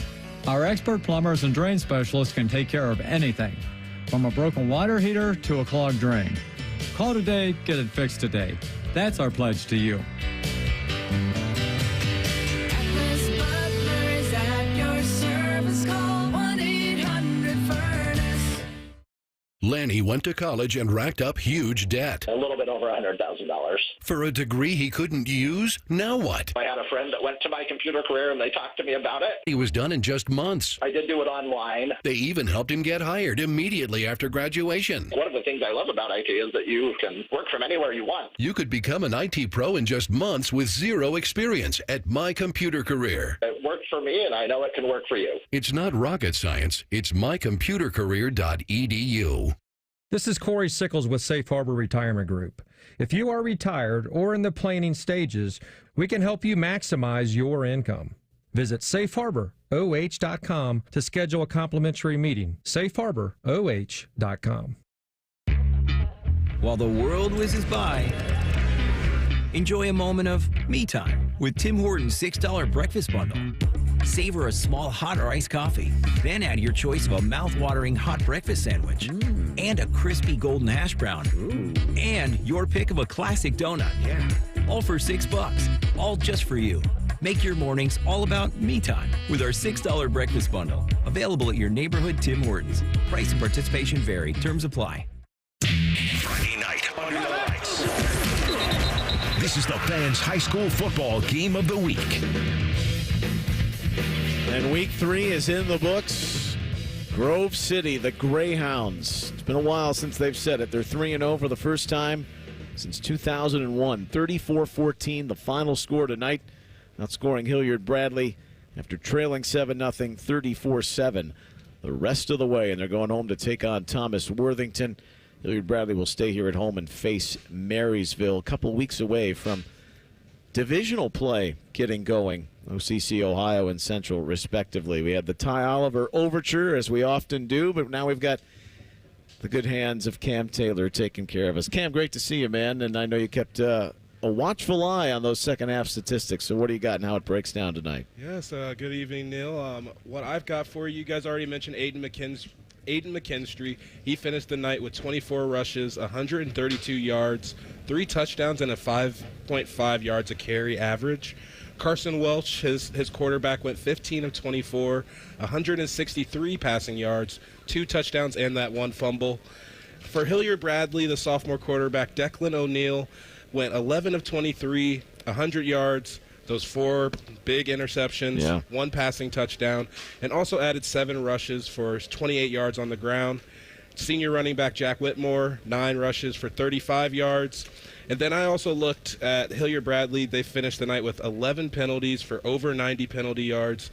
Grove City had 8 penalties with around 50 penalty yards, and I think that also was a big deal, a big difference in the game. Yeah, Grove City, that didn't let them haunt them in the end, but it started to unsettle what Hilliard Bradley at least had done in the first quarter to that point. They were trying to overcome some of those procedure penalties, Dane, and that's where things kind of started to go off track. They never found their rhythm. O'Neill's still growing up. But, look, if you have a team like Grove City, or at least some of these veterans now, juniors and seniors, we spoke about their belief and seeing the results for their hard work and reaping those rewards. It's almost a reset if you are Hilliard Bradley for these guys to do it in critical situations. And who knows what kind of football team they'll be down the road. But right now, the talk should be about Grove City and what's coming to fruition for them and Greg Waits in year 3. Yeah, it's an outstanding story. Just taken. I know Baker doesn't want to hear it, but let's just say in recent history, it has not seen the success that it is seeing right now. They had 2 winless seasons in the 2010s. There you go. I mean, they're building something where they have kids clearly believing that they can win. They have the talent to back it up. And I mean, yeah, I think on the Bradley side, this is a crew, this is a coaching staff that's been together for so long. They're looking at this team. They know they're young. We mentioned at the jump, 6 freshmen playing up on varsity. They know their years are ahead of them. The challenge for them is what can we learn from games like this? Yeah, that's the beauty of Mike Leparo. Like, he built a program at North Union, got them successful. Delaware Hayes, who's off to a great start this year, but took them to the playoffs for the first time. He's seen it all, right? And you accomplish those things. You go through the rigors, the ups and downs. They'll figure it out. And Hilliard Bradley, forward to bounce back, but they're in a very tough OCC Central division. It's a pleasure working with you. Look forward to doing it again. It was great. You got a busy weekend, too. Tomorrow, I do. Right? I'm right back at it at the tailgate. Coverage tomorrow, 7:30 kickoff, Western Michigan. Matthew Dabo, by the way, one of the excellent linemen for Grove City last year as a backup guard or backup tackle for Western Michigan. They gave Wisconsin a pretty heavy first half tomorrow. So coverage beginning, network coverage around 2 o'clock with kickoff around 7:30 tomorrow. Chad Bobeck, the athletic director here at Hilliard Bradley, want to thank him and his great staff for hosting us in the jungle at Hilliard Bradley Sports Complex. Our big happy family here for the high school football game of the week on the Fan. Jacob Reimer really pushing all the right buttons back in studio control. Cam Taylor, Tyler Oliver, great job, fellas. Dane Sonsenbacher, the former Buckeye great, Bengal and Bear, with you tonight. And I'm Neil Sika. I'm glad you're a part of our coverage of high school football here on the Fan. 34-14, the final score. Grove City defeating Hilliard Bradley. Dublin Kaufman at Pick North next week. And the man who'll be calling that is sitting alongside our Ryan Baker, the radio maker. High school football overtime is coming up, presented by Byers Dublin Subaru after the break. They'll break down the night that was across Central Ohio and the state for Week 3 high school football. September is here. Enjoy the rest of the weekend. Final score, final time. Grove City 34, Hilliard Bradley 14. Thanks for listening to the high school football game of the week on the Fan. Thanks for listening to the Fan's high school football game of the week. Be sure to stay tuned for high school football overtime as we recap the biggest games of the night. The Fan, Ohio.